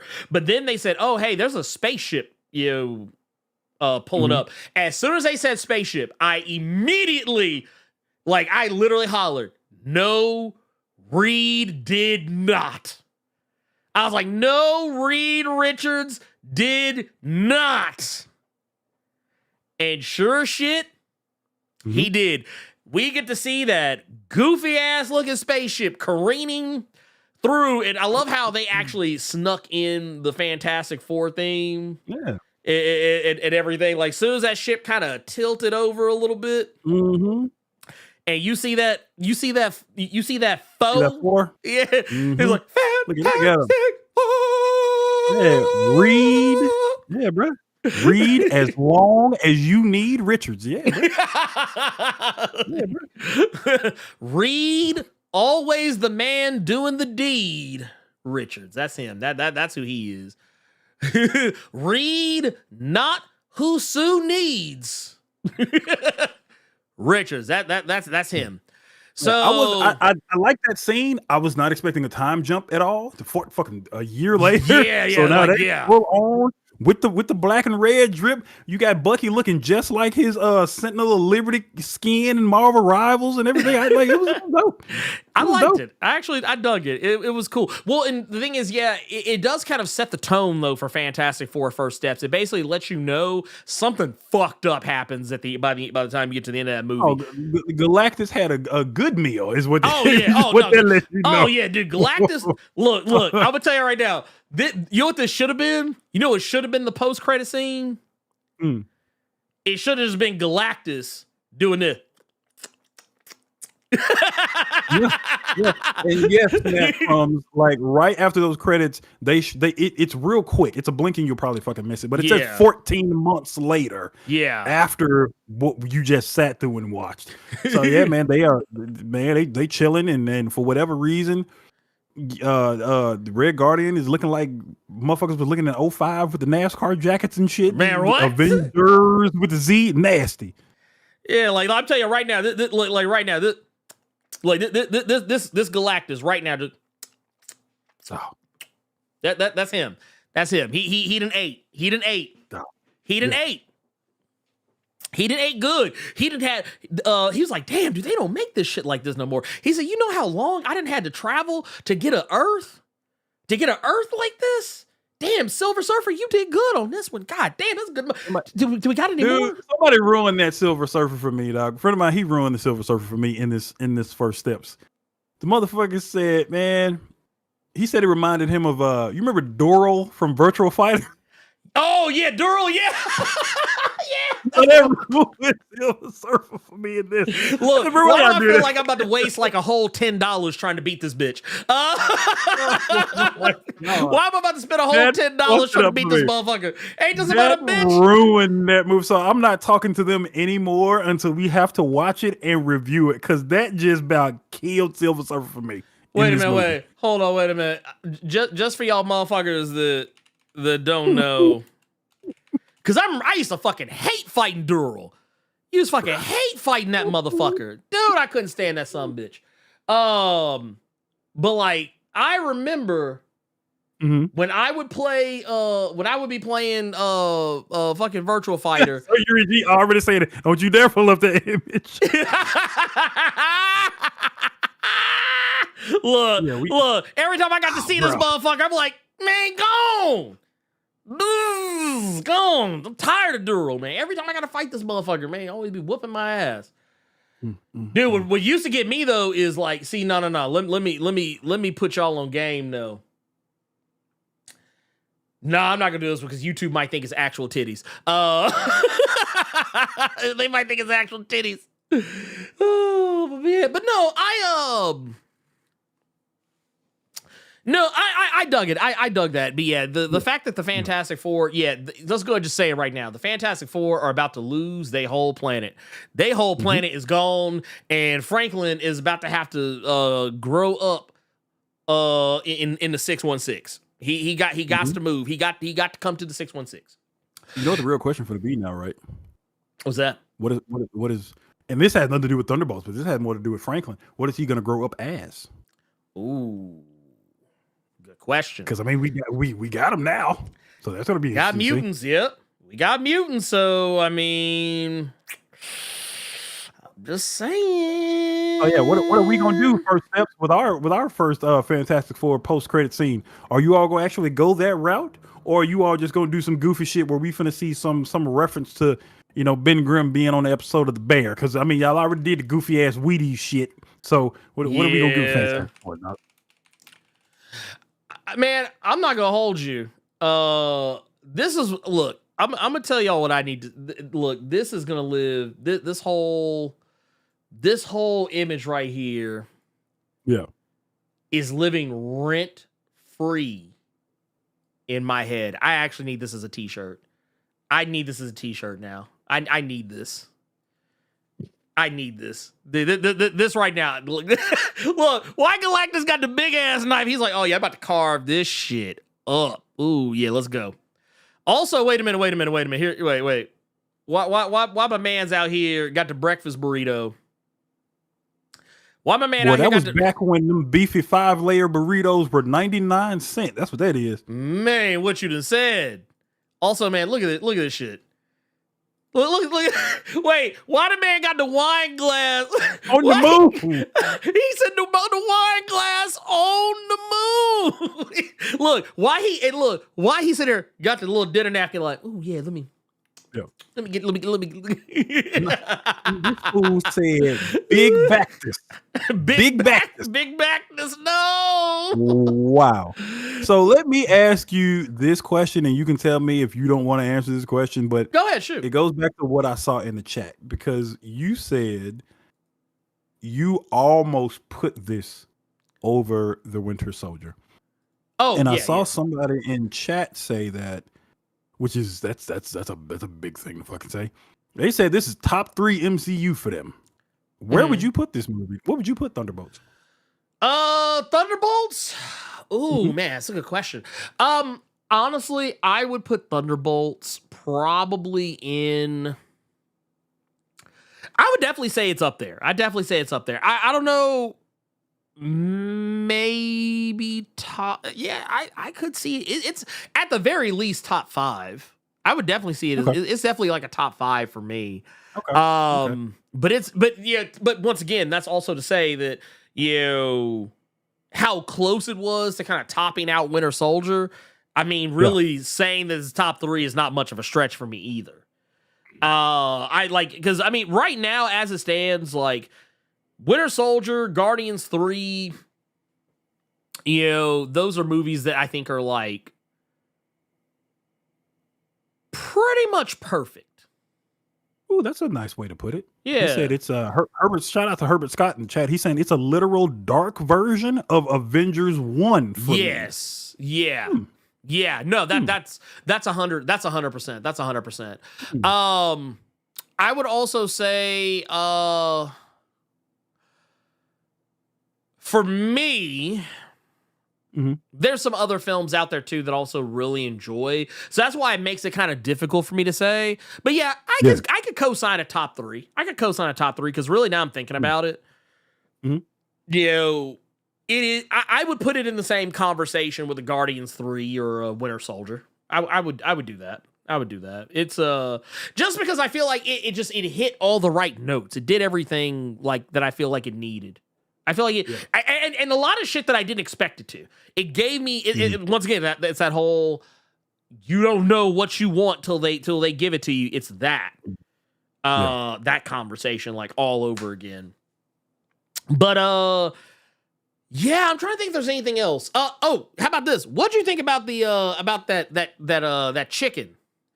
What'd you think about that chicken beating the brakes off the Thunderbolts? I've been trying to figure out what that chicken had to do with this movie. Every time I saw Winter Soldier swing on him, knowing that the chicken did something to Bob when he was high on meth is hilarious. Well, no, that was his job. And that was his... I didn't know that was his job. I know he just said, "Oh my god, I was high on meth." I just thought that he fucked with the chicken and the chicken went to whoop him or something. Yeah, he was. Yeah. So we got a new chicken jockey. We got 2. Minecraft movie gave us a chicken jockey, and now Thunderbolts gave us the chicken jockey. But yeah, that was Bob because he said he when they were talking about their skills and shit, he was talking about swinging the sign around in a chicken suit. I completely forgot about that. Yep. We got new. Hey, dude, chicken is back. Did you back. see the Minecraft movie? I did. Did they scream? Because I saw a video about it. Did they scream "chicken jockey" in your theater when that shit happened? Yes. Oh wow. Yeah. I don't know what that is. I just saw a clip of it happening in some theater, and everybody just went nuts and screamed it out loud or some shit. Mm-hmm. Yeah, because it's a thing in the game. I've barely. But yeah, I completely forgot that Bob was like. It's funnier because I guarantee you didn't seen it because I know I didn't seen it. Mhm. The motherfucker that was flipping the little Caesar signs. Oh yeah. That's all I thought about. But I love it. I love man, also really you kind of needed this scene. Mhm. You needed this scene after what we saw kind of, or wait, was that before or after? What you mean?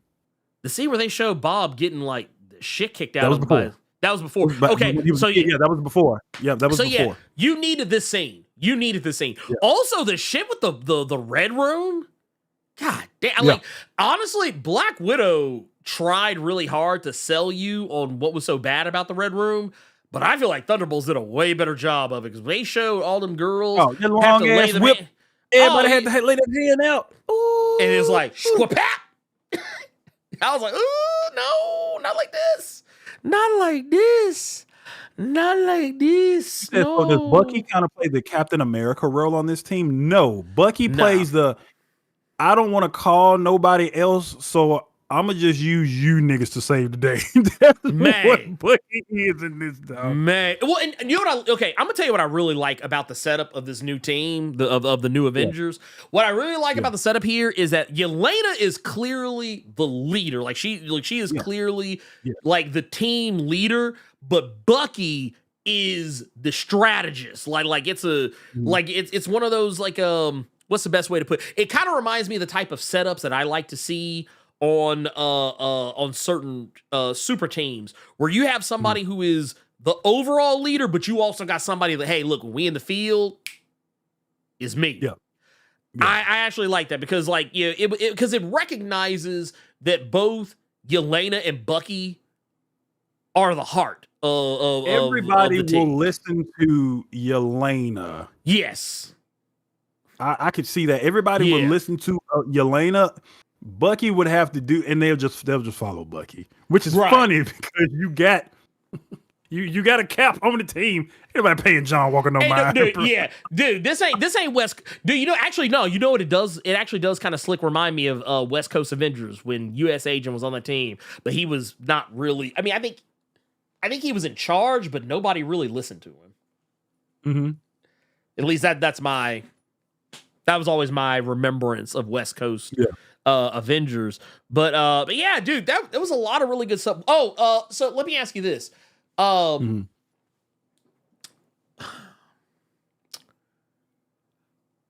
than Yelena, because I think honestly, Yelena was acting her ass off this whole movie. Other than Yelena, man, who do you think really like just brought it?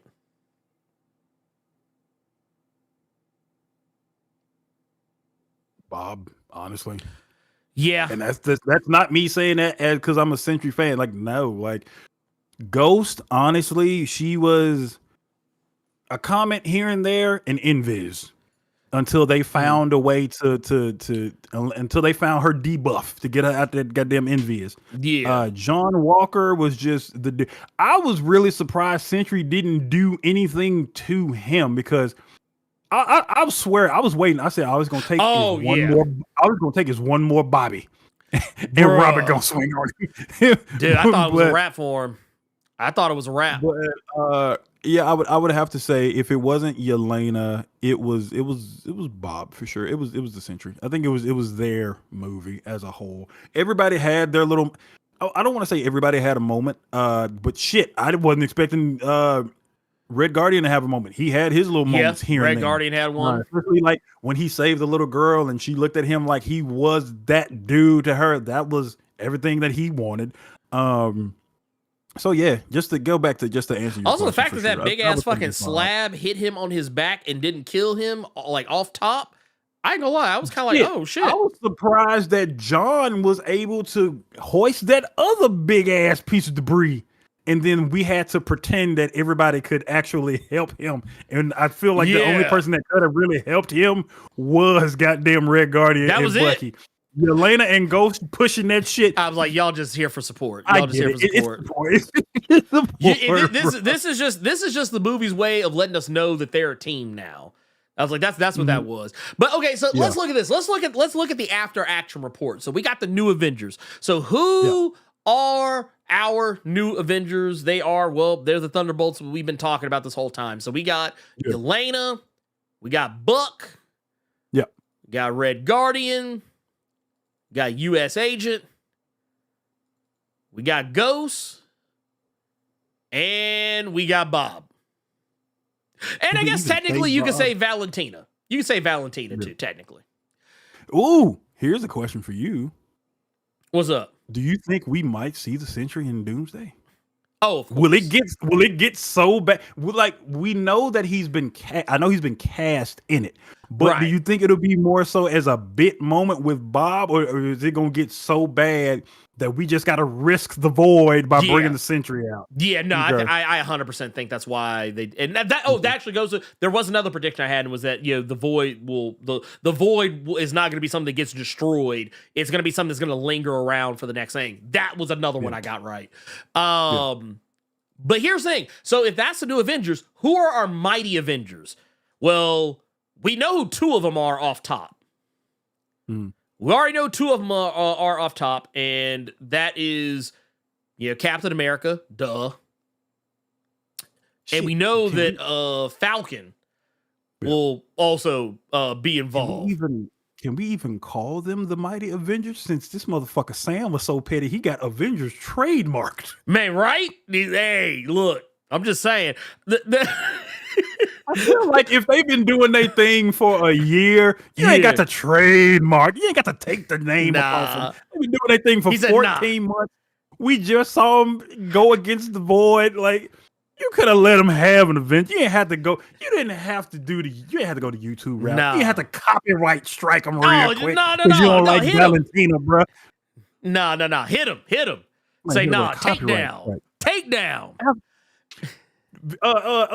New York been saved for 14 months now, and now you want to hit them with the copyright strike. The video been live for a year now. Now you want to try to hit them with the strike. Look, the video been live and got hundreds of thousands of views, hundreds of thousands of likes, and now you want to come with the strike. Okay. All right. You know what it reminds me of? It actually reminds me of that green ass shit that Warner Brothers does to me all the time. Where, like, I'll put a video out, and then they'll wait 2 years and then be like, yeah, that's ours. I'd be like, man, stop. WWE does the same bullshit. But no, to get back to it, obviously Captain America, obviously Falcon. So who does that leave? I'm like, now, to be fair, there are a ton of people who have been announced as the for the cast of Avengers Doomsday, but here's the thing. That's not the whole cast. It's already been revealed. There's going to be more people announced. So I'm not worried about the people who aren't announced yet. I'm only going to be focusing on the people who are actually confirmed. Because, you know, obviously they're going to be a major part of the marketing of it. Probably more than most people. But I think it's safe to say, outside of, you know, Captain America and Falcon, I think some really easy ones would be Ant-Man, because, you know, they made too many references back and forward in Captain America: Brave New World, and even in Falcon and the Winter Soldier and everything else about the genesis of Falcon and Ant-Man's friendship with each other, or frenemy dynamic. I have a feeling you could get Paul Rudd. You get Paul Rudd on that squad. And if he's there, honestly, it's kind of a shoe-in. Wasp. Even though I don't think Evangeline Lilly was, like, confirmed for anything. I don't remember off the top of my head. But I mean, yeah, it's a safe assumption. I think it's also safe to assume Shuri will also probably be involved on some level. And you're going to need somebody that can actually hold a candle to, or at least attempt to hold a candle to the Sentry, so you'll probably get Thor. Though I've heard a lot of people say, "Oh, well, what about Hercules?" We don't know what they gonna do. We look. Look, I we don't know completely what forgot about that. Oh shit, man, I look, completely forgot about that. look, y'all had that motherfucker from Ted Lasso show up for that one scene. Y'all had Brett Oh, they did. Goldstein show up for that You one know scene, what? You know and y'all what? ain't done shit with him since. Hey, y'all do him better than Mahershala. Wow, Man, Wow. right, wow. bruh. We didn't even I'm get just- the movie. Lord have mercy. right. That I'm man just- was at San Diego Comic-Con under them hot ass lights, had to put that fitted on that clearly he did not want to put on, and we just never got the movie. Also, That's crazy. you know what's funny? Mahershala has only had one scene in the MCU since that. Didn't even see him. And you didn't even see him. It was just his. And actually, I actually remember someone, I think the director even said that the line was not even filmed Even for in the movie. It was from something else. And they put it in there, or whatever. But yeah, just his Probably voice. one of them cutting room floor ass cottonmouth scenes from Luke Cage. They just put it in fucking Eternals real quick. Nasty work. Yeah, no, they But yeah, I every really forgot about fucking Hercules. That is insane. everybody needs their ass whipped. They haven't given And- Rhodey shine for years. Don't see it changing this time Dude, around. Look at this shit. This man got to sit up here with his chest hairs out. This man got to sit here with his chest hairs out. I completely forgot about that. Wait, Rhodey not getting shine. He was in Secret Invasion. Didn't you watch Secret Invasion? But shit, I was just thinking about Ironheart getting no anything. What the fuck ever happened to Armor Wars? Yeah, because originally I think it was supposed to be a TV show, and I think they said or they was supposed to be a movie, and they got turned to a TV show. It's supposed to be a movie, and then it's supposed to be a TV show, then it's supposed to be Pocket Sand. Somebody's not even got any question about Rhodey. That was supposed to be. And look, y'all about to catch that Pocket Sand again on Ironheart, because I'm telling y'all, they played. Because here's the thing, this is what I keep telling people. It's not that there isn't a trailer. There is totally a trailer.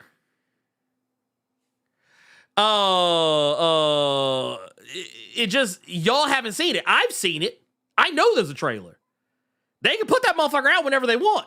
They showed it during D24 last year. It leaked onto the internet. I don't know what Marvel just playing chicken. And everybody keeps saying, oh, they're going to wait till a month out. Dude, a month out, I was seeing wall-to-wall ads for Agatha all along, 3 months ahead of the show coming out. Stop. Wow. Stop. They're not doing reshoots with Ironheart. They are done with... Ironheart was done filming in 2022. They came back and did some reshoots early, I think in January of last year, and the movie was done editing by the summer of last year. No excuses.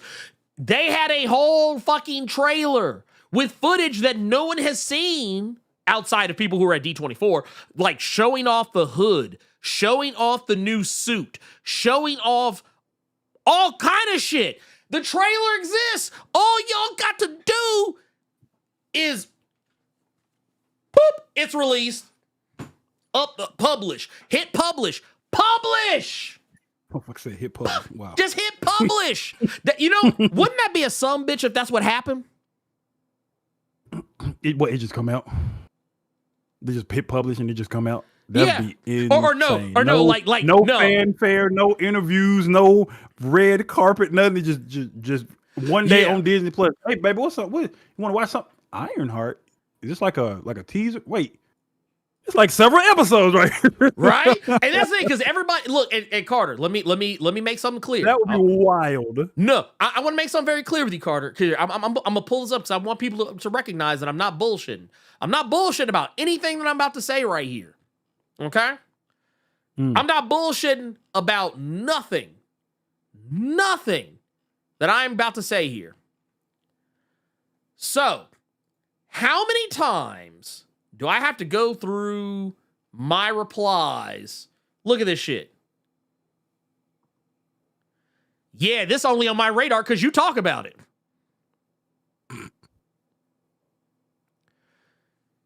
Look at this shit. Says, I'm one of the people who didn't know that it was still coming out because of everything that they canceled. Look at this shit. Look at this shit. I honestly forgot it was still coming out. Look at this. Look at this. Look at this. Yeah. So again, just to look at this. Get it back to the original point. When is it supposed to be out? June 24. June 24. And as I said in my video, in that little short that I did, y'all ain't gonna see that trailer till like May 26th. May 26th, they gonna drop that trailer on y'all head. Look, so hey, here, right here, June 24, Tuesday. Dog, what if you don't even get that shit till June 1st? Oh, I believe it. Dude, I could believe it. I can believe it. Champions is helping the promotion. What promotion? That's exactly. No promotion. You mean, you mean the promotion that me and Blackgate Comic Geek have been doing. You mean that. Wow. Because we some of the only motherfuckers I ever see talking about it. I don't see nobody talking about the shit. Well, it's motherfuckers out here literally sitting here telling me in my comments, in my replies, that I forgot this motherfucker was coming out. I didn't know this motherfucker was coming out. Boy, Kevin Feige enjoyed this whole Thunderbolts conversation we had, and then we brought up Ironheart. Well, I guess it's time for me to hit the old dusty trail. Dude, right here. ACAB just said it. They're going to do it Juneteenth. They're going to drop that shit on Juneteenth. They're going to drop that shit Juneteenth. I'm telling y'all, they're going to do it. Y'all think I'm bullshitting. Here, wait a minute. Here. I'm gonna do some due diligence. Because I've actually been doing what I like to call Ironheart Watch. I have been checking YouTube ever so often just to see if a new trailer pops up. And yep, I'm on the front page of YouTube as we speak. No new trailer. No new trailer. I don't see shit. I don't see shit. What the fuck is Deborah Wilson and Ari Spears talking about? He said some out-of-pocket shit on some show or whatever, and she aired his ass out. That's what he does. Okay. I actually want to watch that video now. Yeah, it was. I gotta find that now. Dude, he let Amanda Waller go off on his ass. That man said he let Okoye give him the business. Okay. Gotta watch that. But yeah, it was it was. But yeah, let's hope and cross our fingers that Ironheart actually does become a thing. But when it comes to Thunderbolts, it's a good one. It's a good one. Yeah, it's a good. There's nothing. It is a good one. Go see it. That's that's you want a recommendation? There you go. Go watch Thunderbolts. Yeah, that's if go see Sinners first. But if you haven't seen Sinners, go see Thunderbolts. But yeah, that's all I got. Here, what kind of time are we rocking with? Let's see what we got in the. I'm gonna look and see what we got in the. We have 1, 2, 3, 4, and this is a lot for this first one. Okay. It's just words. So. Oh, gotcha. Here, go ahead and read us off. We'll do that. Right, the first question from Elite X1 here is saying, "What's up, Blerd Without Fear?" And the one who presents is Carter. I had this idea for a Captain America centric comic series set in an alternative timeline where Steve Rogers does not get frozen in ice for 50 years. The main purpose of this comic series would be so we see how certain events centering around American civil rights issues would pan out with Steve in the mix. What would Steve's presence affect in the powered people community? Also, I'd like to see them address Isaiah Bradley's imprisonment and have Steve work for free. Oh, Steve work to free him. Yeah. Another thing I want to see is Steve's interaction with Blue Marvel and how things may turn out differently. Maybe Steve prevents the government from screwing Adam over. Maybe Steve would get involved with the civil rights movement. I mean, this is a white guy from New York that used a black soldier's fork and spoon to eat his rations without even washing it off. And in front of all the other soldiers, how I don't want this to come off too white savior. So I'd like if Isaiah is freed from prison, they work together, maybe fight in Vietnam. End of the in the story in the 80s, early 90s. My question is, who do we trust to write a story like this? Well, I can tell you off top, one person that immediately comes to mind. I think David F. Walker could write this. Easy money. This is easy money. Okay. Okay. This is easy money right here.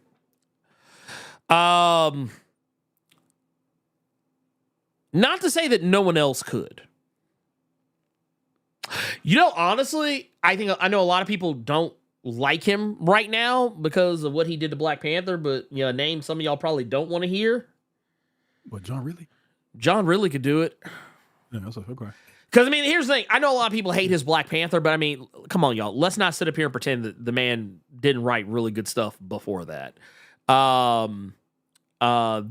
That is kind of where I'm at. Because I always tell people, go read that fucking I Am Batman book. That's what I was going to say. Yeah. Go read I'm Batman. And, oh, God.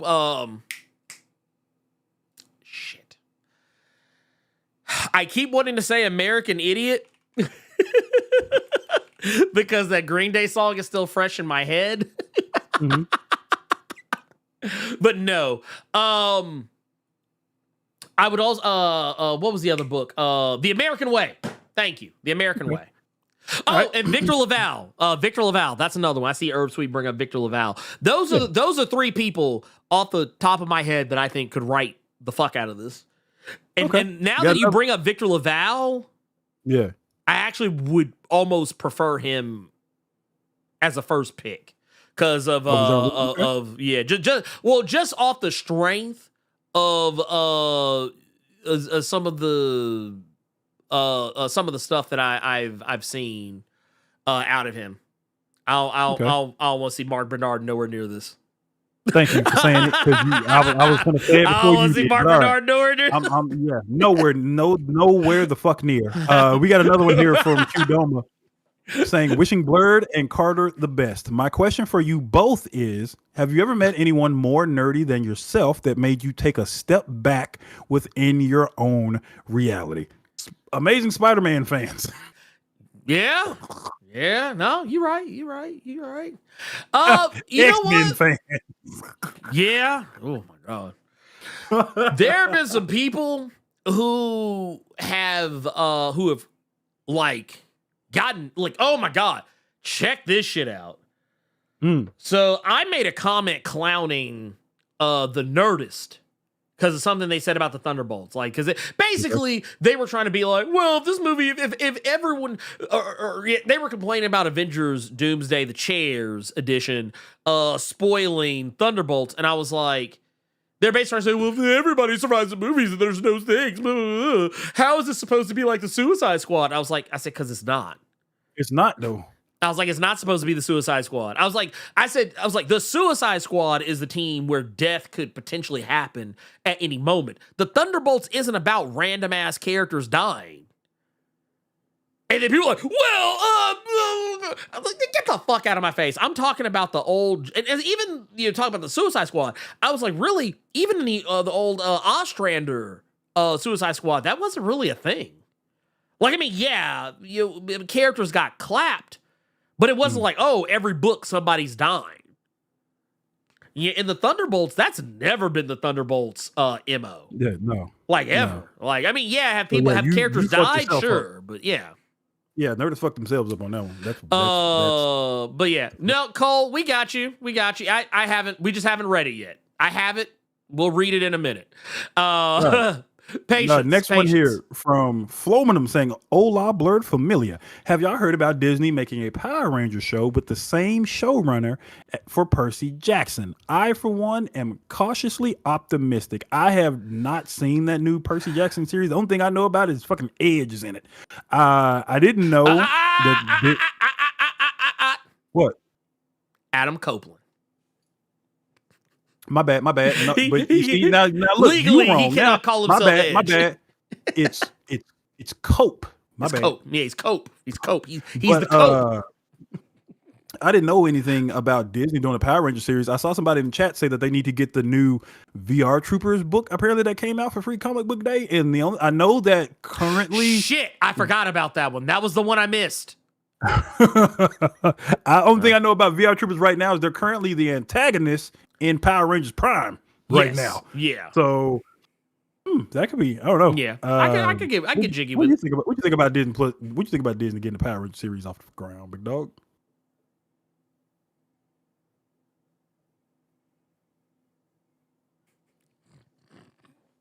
That boy started laughing. That's crazy. That's crazy. I mean, I'm sure it'll be fine. I'm not gonna hold y'all. Whenever Power Rangers tries not to be what it's tied to, I check out. Did a lot of the Boom stuff do that for you? Damn, I don't know why have I never asked you this question. That's a good question to ask for you since you're the Super Sentai guy. Is that how you feel about a lot of the Boom stuff? I like the Boom stuff because it is technically trying to be like it's really weird how this works. So the Boom stuff, I like it. But if you asked me to pick one, like if someone said, "Hey, what would you rather have? You can only exist in a world where only one of these things exist." If they said, "Hey, the Boom Studios Power Rangers or Super Sentai," I would be like, I'm sorry, but I'm not gonna sit here and pretend that I'm not gonna be holding the gun up like this on Boom Studios Power Rangers. I'm sorry. I mean, they're gonna catch that bullet. They're gonna catch the bullet. It just is what it is. However, this is what I say, and I say this all the time. I don't know why we keep bothering trying to make Power Rangers. If you just want to make Power Rangers, just dub the fucking Super Sentai shows and be done with it.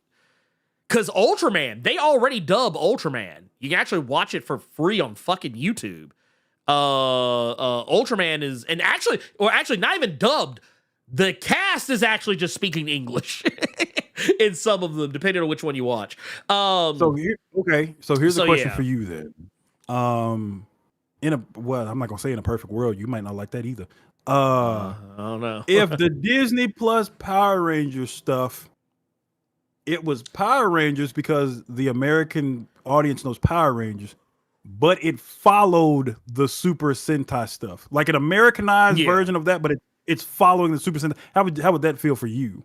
I mean, that would just be Power Rangers. Would it just be nasty? Okay. Yeah, I mean, because that's all Power Rangers is. I mean, it's like the differences are so small, and well, they're not small, but the difference is it's like they file the serial numbers off, but it's like, like if you take old Mighty Morphin, it's like, okay, what's the difference between the Green Ranger saga over here and the Green Ranger saga over here? Is that, well, in the Green Ranger saga in the Super Sentai series, the Red Ranger and the Green Ranger are actual brothers.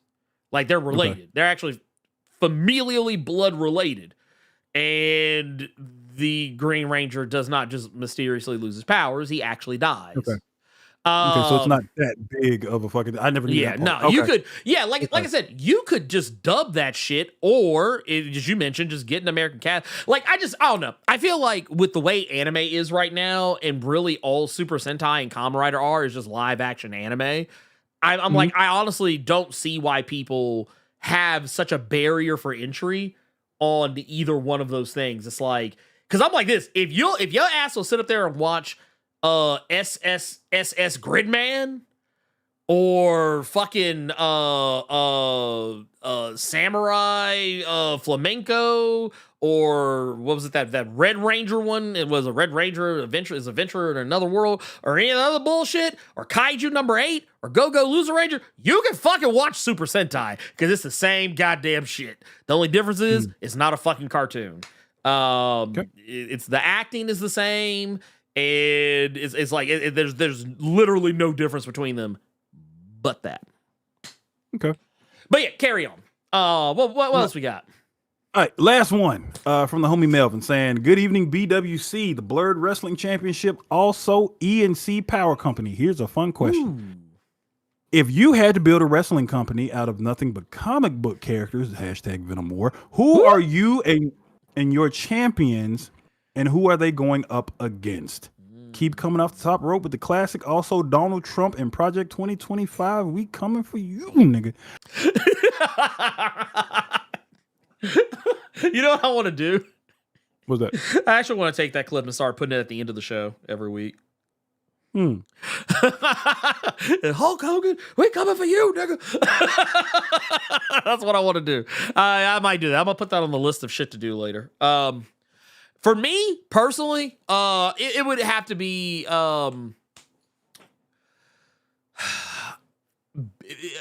based off, yeah, man, I'm not gonna hold you. I almost wouldn't even want to put I would not want to put any superpowered people in that shit because man, that would just be ugly. But if we were doing like, if we were doing it, man, I'm not gonna hold you. A lot of my people in the thing would be street level folks because I wouldn't want anybody with like crazy ass powers because I want motherfuckers to fight. I want motherfuckers to fucking fight, like fucking fist fight. So yeah, it would be like, my shit would be nothing but motherfuckers like Black Widow, Hawkeye, Captain America, Black Panther, Moon Knight, Daredevil, motherfuckers like that. That's the type of shit that like Luke Cage would be like almost pushing it a little too far, but like in terms, but like just nobody with like crazy like stupid powers.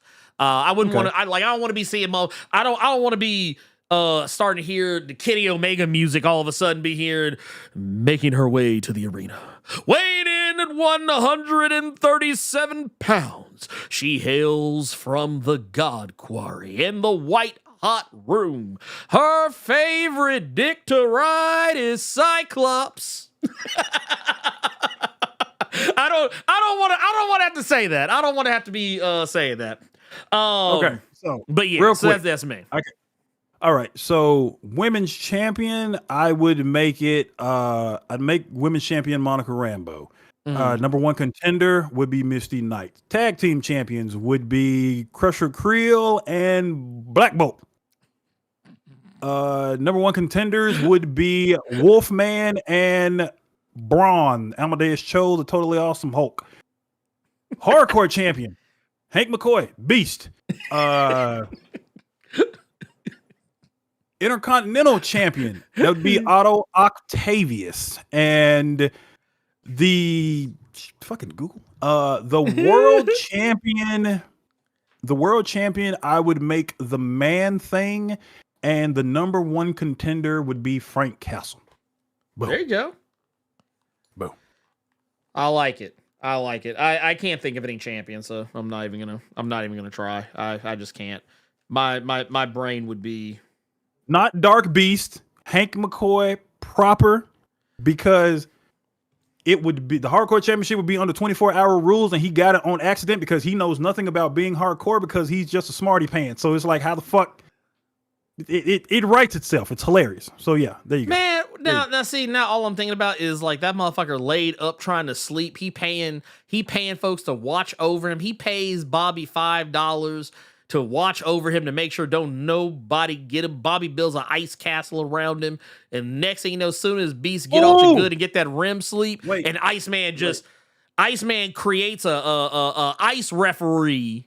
A referee made out of snow and just gently lay over Hank McCoy, and then and the snowman like 1, 2, 3. I would lose my mind. I actually forgot. The TV champion, Wonder Man. And it's on brand. It's on brand, so I mean I can't hate on it. Let's see here. Let's get into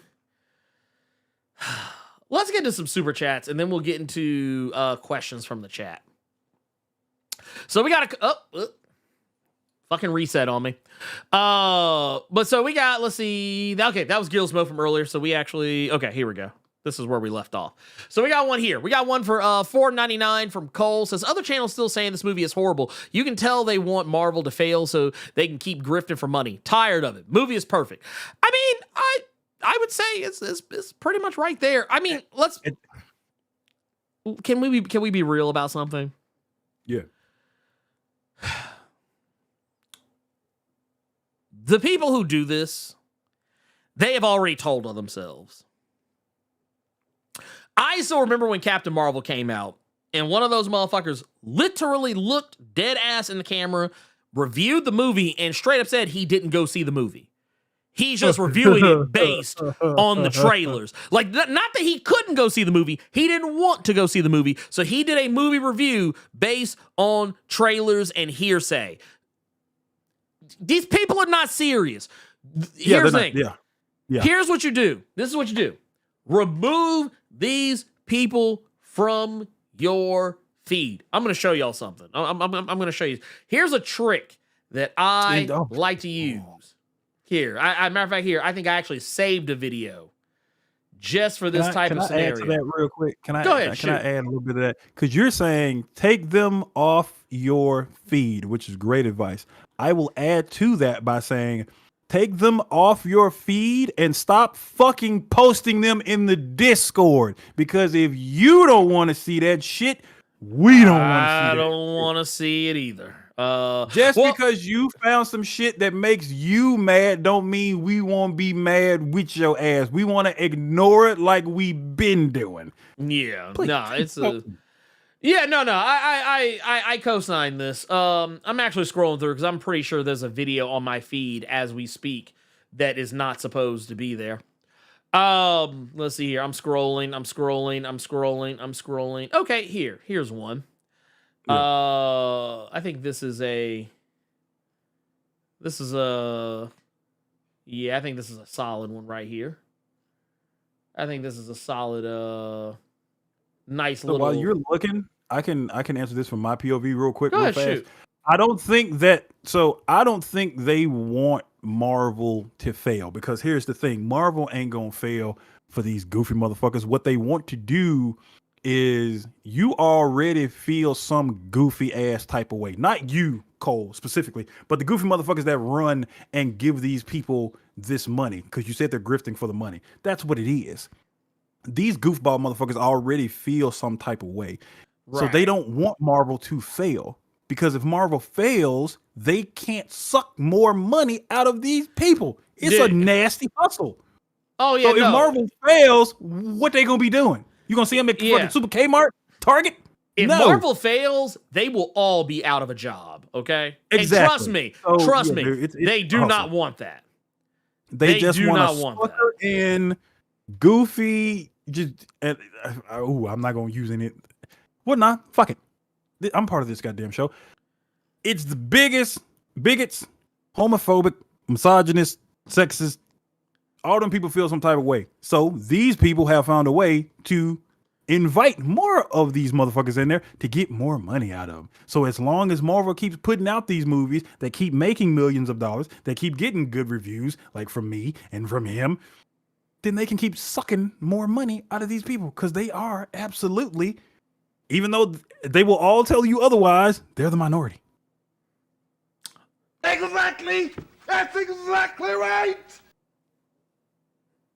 Also, I'll just play this. Any of you incel, QAnon, 4chan, Snyder Cut motherfuckers want to get out of line now? There you go. I completely forgot about that. Just saying. I forgot about that, though.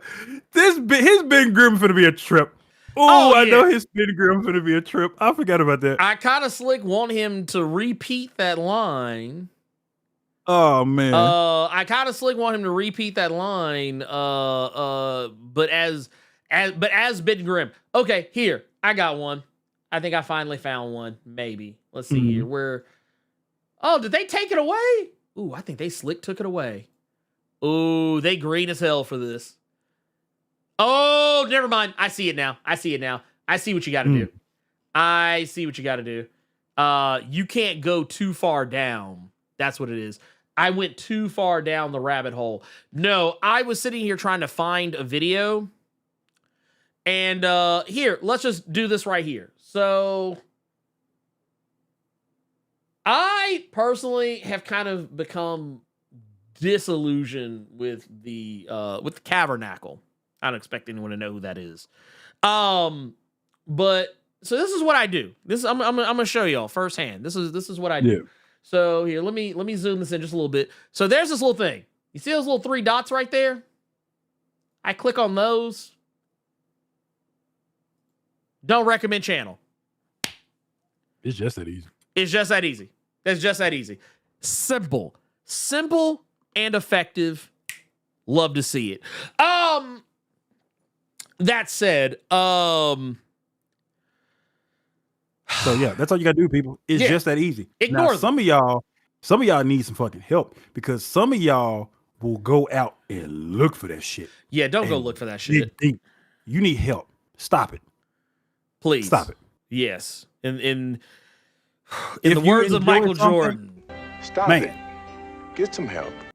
If you enjoy something and you love something, it shouldn't matter what other motherfuckers are trying to do or say to how you feel about something. Fuck them. Don't Yeah. go out there digging in. You looking like that lady in that church meme, looking for the greens and the tomatoes and shit. You looking for a motherfucker saying something negative so you could be mad and angry. You ain't got to be mad and be angry. Nope. You don't. Enjoy your shit. Period. It ain't hard. it's not. It's terribly easy.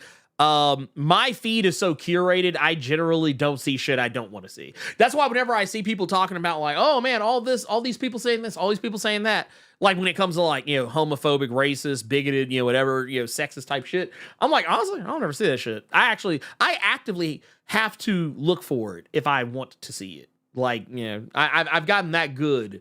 I've gotten that good at my don't recommend channel game that my feed is largely squeaky clean.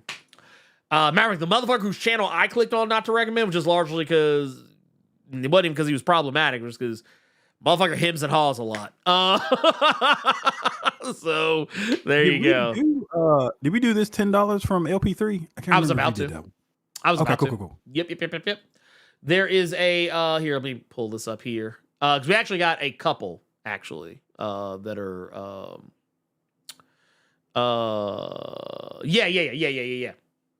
yeah. This one right here. We had to actually go back because it got lost in the sauce. LP3 with the 10. Let's see. Here we go. Bam! Says happy Saturday to the cave. What are some good comics that display the power of the century? Dark Avengers. Yeah, Dark Avengers is a good one. I would grab it if it wasn't buried under Immortal Hulk and Swamp Thing by Scott Snyder. But Siege is another one. Yeah, Siege. Yeah, Siege, Dark Avengers. There's a Punisher issue that's also really funny regarding Century. Donny Cates, Doctor Strange run as well. Yeah, that's another one. That's another one for sure. I think those would be the main one. Oh shit, Jeff Lemire. Yeah, Jeff Lemire. Century series. I can't remember how many issues, but it's 2 trades. If you go looking for it, it's 2 trades. Yeah.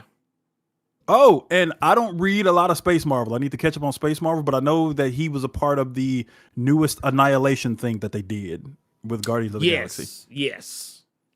So because yeah, it took place after the Jeff Lemire run. Mm-hmm. And no, then also Uncanny Avengers does not count. That does not count because he was a horseman at that point.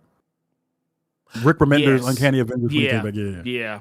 No, you're right. I was sitting here trying to think about. I was like, oh yeah, I blocked that shit out of my memory. I bet you did. Don't nobody want to remember the Apocalypse Twins. Nah, dude, fuck that shit. Like, dude, get out of here with that shit. Anyway, Daniel Acuna's art could not save that book. No. I remember going back and because I was looking for some images for something, and it was all shit that kind of like fell in with that arc, and I was like, ugh, I fucking hate this shit.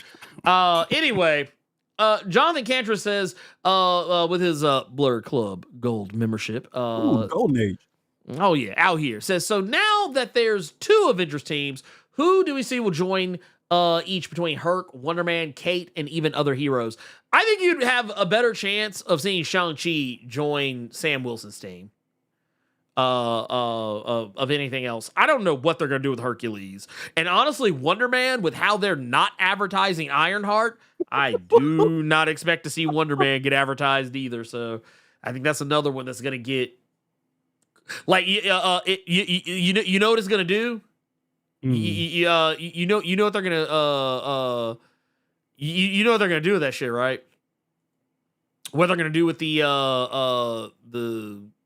I guess for lack of a better way to put it, the marketing, the marketing or lack thereof, they're gonna pull a Taskmaster. They're gonna be like, hey, y'all about to get the y'all about to get the. Yeah, that's how they gonna do Wonder Man. That's how Wonder Man gonna get done.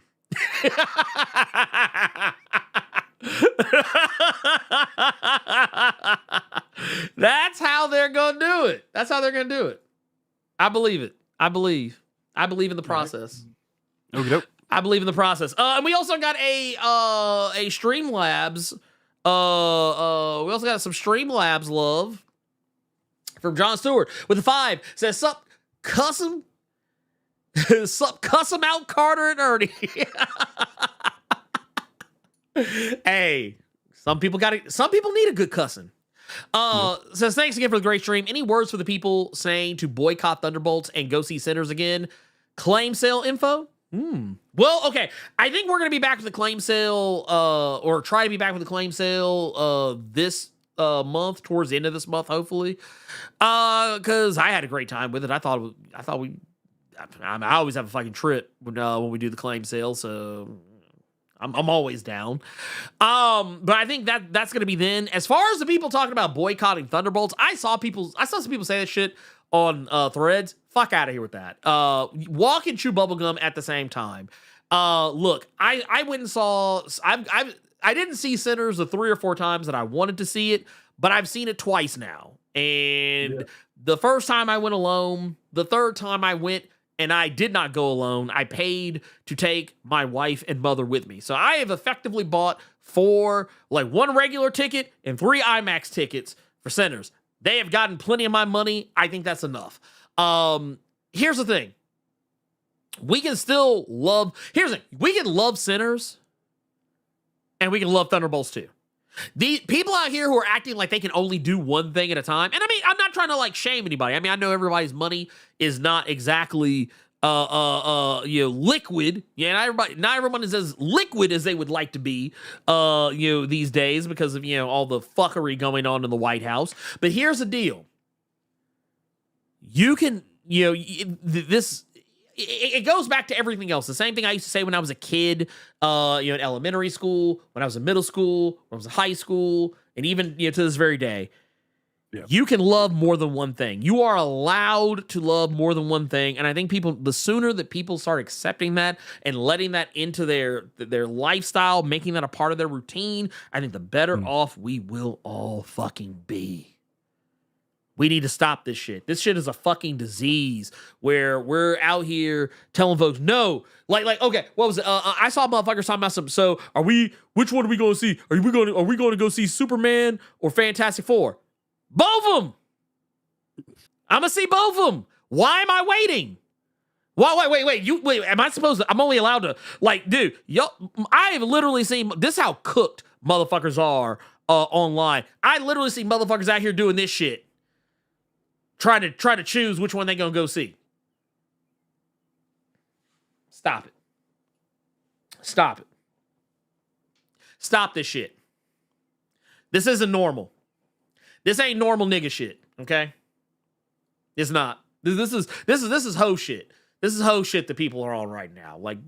If you want to go see both these movies, fucking go see them. Now, if you don't give a fuck about Thunderbolts and you just want to go watch Sinners again, good on you. But don't try to rope other people into your fucking delusion. Sinners is doing really fucking well.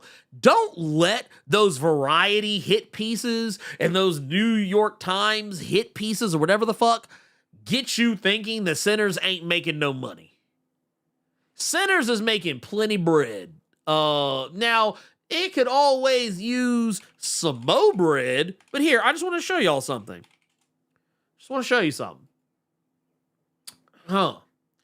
Sinners,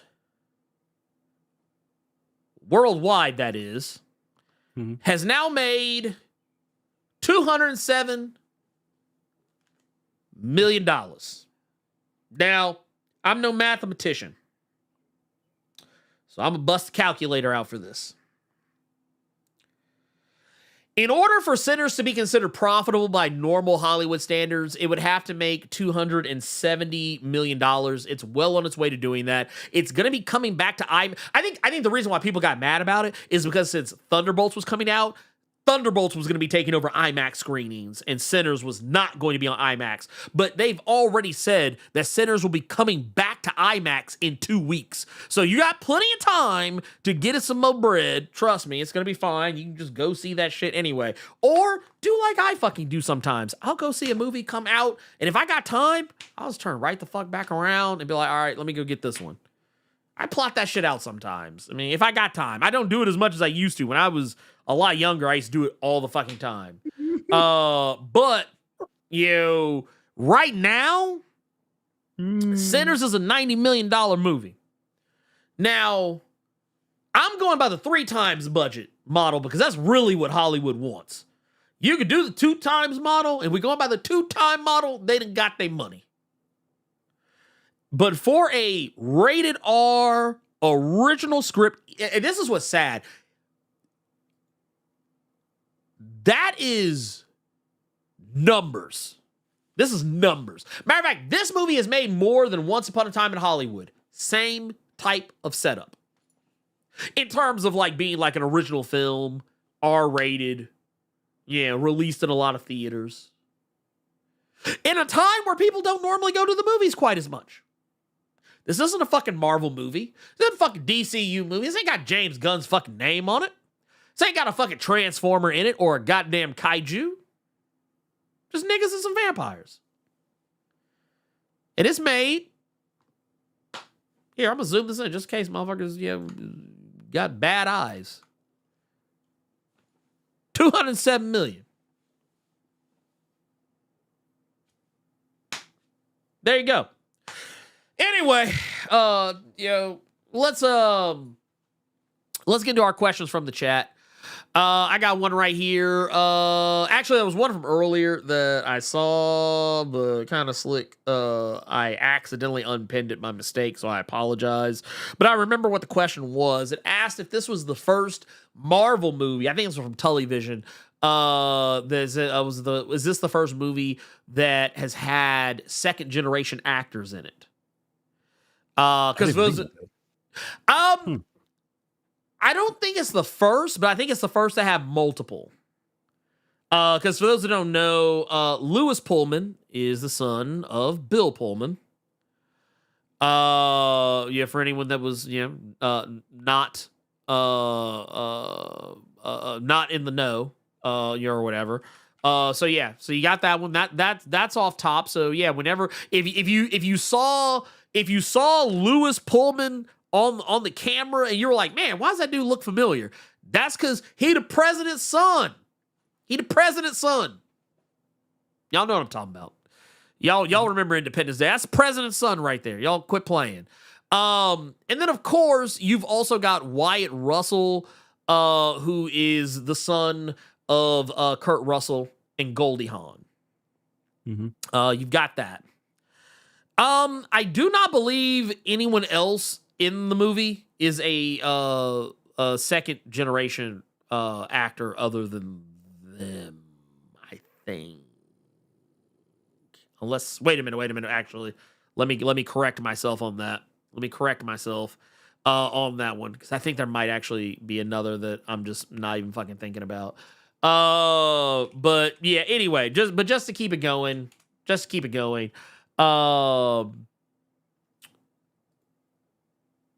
I think that's something that, well, I don't know how important it is to the overall narrative of how well the movie will do. I do find it interesting. So, who knows? Excusez-moi. Woo. Yeah, that's all I got. No, that's all I got. I don't really have anything else after that. What else we got in here? We got one here this is from John Stewart, which is another one that I pinned earlier, but I accidentally unpinned it because I'm an asshole. But I remember it. Let's see here. Thunderbolts or your favorite horror movie? I'm guessing asking me like which one I would, if I had to pick between. Oh, that's difficult. Because as much as I love Thunderbolts, my favorite horror movie of all time is John Carpenter's The Thing, and nothing will replace that. Sinners came really fucking close though. I played the game yet. Talking about the remaster? Mm-hmm. No, I haven't played the remaster yet. I played the original game. I used to have it on PC back in the day. Also had it on Xbox, I think, back in the day too. Or was it PlayStation? I can't remember. But it had a game-breaking glitch in it, and I was never able to finish the game. So, oh wow, damn! I didn't know that. I think that's part of the reason why they remastered it. Because there was a game-breaking glitch, and if it happened to you, you could not complete the game. Oh, wow. At all. You were just stuck. Like you just walking around and just like, all right, well, guess I'm just gonna sit here in this fucking room. I mean, they did it. He David them did it. Yeah, I mean, right? Let's go to these. We got one here from Bill. Says, let's see. Question. Did you hear that Hawkeye's Jeremy Renner wouldn't get onto a season 2 since the salary from Marvel's accountants calculations will be half of season 1's due to his injury? I did read about that. And because of everything I know about what Marvel does, not just in Marvel Studios, but across all of Marvel's company, wide, whatever the fuck, I'm not surprised by anything that I heard from him. As a matter of fact, based on some conversations I've had recently with people in the industry, Marvel ain't shit. Yeah. And that's not just in comics, but apparently in Marvel Studios as well. And I did appreciate, though, that Jeremy clarified when he made the statement. He said it wasn't, Kevin Feige or anybody who made him that offer. It was the bean counters. And that's who it always is. Anytime you hear about somebody like not wanting to pay somebody some money, I'm going to go and tell you right now, a lot of times it's not the people in charge. It's the bean counters, because while they do work for those people, the bean counters work for Kevin Feige, at the end of the day, they don't necessarily directly answer to him. They have a job that they do independently. They do that job, and they do it with very little oversight from Kevin. Yeah, sure, he could check in, but for the most part, if they want to, kind of like when the whole Black Widow thing was going on with Scarlett Johansson. Y'all remember that? And how Kevin Feige even came out and was like, yeah, this ain't cool. In regards to ScarJo talking about, how she didn't appreciate how the movie was being released and how the pay was going on the movie. He came out and said, he was like, yeah, this is bullshit. And he's in charge. But he said it was above him because it was Disney. And that's ultimately where it all falls back to. Disney. I'm okay with that. I ain't gonna hold you. Because if he's not doing it, I'm completely cool with it. I can take that first season and enjoy that first season. Good. And with him not having to do Hawkeye, this means I can get Mayor Kingstown much faster. Oh, yeah, no, 100%. 100%. Cool with it. I'm completely fine with it. Look, hey. As long as I get Kingstown, I'm good. I'm super straight. Look, that between that and Mobland, I am eating. I need you to hurry up and finish that last season of Kingstown, though, because I got to see what you say about that last episode. Oh, shit. No, we hadn't done. I do need to get on that. I need to get back on that. I need to get back on that. Let's see. I got two here from the same person, so I'm gonna pick one. Okay.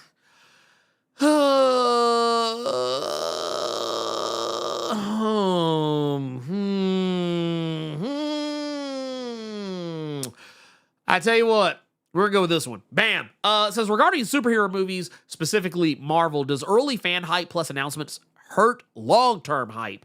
Momentum killer or smart buzz builder? Feels like Marvel messing with fans' emotions. So here's the thing. I think that early fan hype is good. And I think, but here's the thing. You can't go too early because then you're going to burn people out. Like I mentioned when talking about Ironheart, when people were saying, oh, yeah, well, they didn't start showing Daredevil trailers till a month out. No, they didn't. They were showing the motherfuckers for months leading up to it. And here's the thing. I have said multiple times, I saw so many trailers for Agatha and Daredevil Born Again and Loki Season 2. By the time them hoes came out, I was sick of the show already. I was like, oh, man, just stop. I don't want to see nothing else. Just call me when the show is out. I don't want to see not another trailer. Y'all doing way too much. And I think what people are conflating is that Marvel does do advertising months in advance. It's just that last month leading up, they really go out their way to show you some damn. You go get 20 variations of the same trailer in a month leading up. And I think that's why people got it mixed up that Marvel doesn't showcase trailers earlier than that. They do. It's just they spread them hoes out. But yeah, that's just me. Hell, She-Hulk. There were so many trailers for She-Hulk leading up to its release. I was like, damn, I almost kind of want to watch this motherfucker. Thankfully, I'm 100% bought in and want to watch it. But I was like, shit. I was like, y'all release one more trailer. I'm probably gonna break something. Cause I said, I said, cause at this point, I just want to see the shit. I don't want to stop fucking teasing me. I just want to see the shit. So there's that. But yeah, I think that ultimately you have to walk a fine line. And I think that wall-to-wall advertising, it's good for shit that people are not as interested in. Like maybe show them something that's going to get them hyped. I remember the Spider-Man discourse. When Sony was showing too much of the goddamn movie in the trailers. You got to walk a fine line. Yeah. And sadly, not everyone's equipped to do that. What else we got? We got one here from Cole. This question: do you believe that the center script was originally the Blade script that Marvel turned down? Black vampires and based in the 20s was the same theme supposedly as Blade. Interesting. No.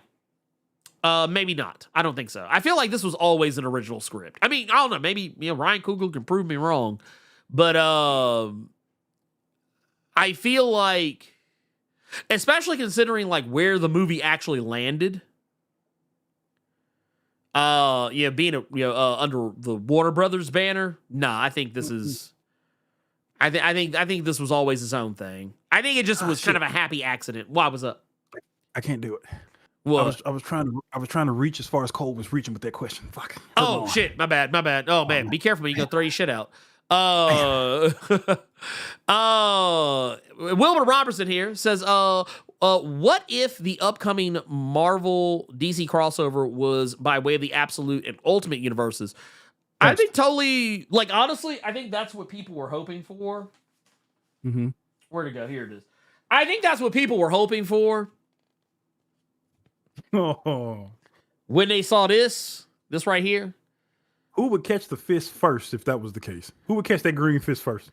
Man, look, you already know, man. Who would you want to see catch it first? Man, look, man. Not saying the person who got caught the fist was going to take the L, but just who would you want to see in that kind of fight? Man, look, I'm going to go and say it right now. Man, Martian Manhunter. Martian Manhunter got to catch that fist first. Because I'm going to be honest with y'all. Man, yeah, I don't know. That motherfucker he just too goofy and too fucking weird and out there. Like, I'm not saying he got to die, but like, I just need somebody to be like, like he try and pull up. He's like, ooh, I can smell the ultimate ness emanating from the other universe, and Ultimate Hulk just be like, nah, catch this L right quick, pimp. catch this L right here, pimping. But no, this is clearly a glove. So just reminder, y'all, glove. Look at see the line. See the line. Where's that at? Yeah, right there. See the line right there on the thumb. That's the lining of a glove. That's not a Hulk hand. So anyway. Mm-hmm. But I would love to see it. I think I would be interested. I would be interested to see a the Absolute Universe and Ultimate Universes crossover. I think that would be for the best for all parties involved, if I'm being honest. But whether or not Marvel has the balls to do it, another story altogether. I don't know if Marvel has the brass balls to give the people what they want. That's my take on it. Just putting that out there. Carter, do you have anything that you wanted to announce before? No, I'm about to get off here and go to see what free comic book day stuff is left. There you go. I'm gonna go try to find this speed racer to see what you're talking about. And, do you think? And see what's up with this Energon universe, because I actually do need to catch up on Shit, because I'd never read any of Destro, so I gotta start. Ooh, man, Destro was cold. Okay. Yeah, Destro was cold in the motherfucker. Let's please. Actually, here, I do want to answer this real quick because this will be easy. What do you think we get first? Blade or GTA 6? GTA 6. Blade ain't coming out no time soon. That movie is probably never happening, honestly. That movie is very likely, in all likelihood, never fucking happening. And we got before we leave. Yeah, we got this last 5 from Romy Forever, saying because I'm down. He's giving us 5 because he's down for the cause, and because Florence Pugh so stout. I appreciate the 5. I know Ernie appreciates the 5, but I don't think you actually know what the definition of stout is. Thank you, Romy. Yeah, I mean, she is kind of. I mean, I don't know. I didn't see her in the. I didn't see her where she be out there on the red carpet. I keep showing other pictures because she be letting the nipples free. Yeah, she be letting the nipples free. I can't put that on here. We get demonetized and channel deleted. I forgot GTA 6 got pushed back. Yeah, next year. Yeah, Blade. Look. Blade has officially. Yeah, just so y'all know, Blade has been taskmastered. That's what happened. Blade is done. It is done. Blade is done. Okay. I think the sooner we accept it, I think the better off we're all going to be. That said, I think that's the show, y'all. I'm going to get out of here. I got to go suss out some more computer issues. You know how it is. You fix one thing and 2 things and then 3 things. So I'll be dealing with that all the rest of this weekend. But I will actually be having a chat with Caped Joel tomorrow that'll be going up for his weekly podcast. So I'll make sure to let y'all know when that's happening. Also, keep your eyes peeled. I'll be releasing the interview I had with David Pepos talking about Space Ghost Annual #1 and Speed Racer. And what else? There will be a video breaking down NYX and Weapon X-Men coming out here probably tomorrow. But until then, thank you all so much for everything, and just being awesome, being good people, and just being genuinely fun to trip with and do this show for, and all that entails. Carter and I are out of here. So for Carter Presents, I am the Blerd Without Fear.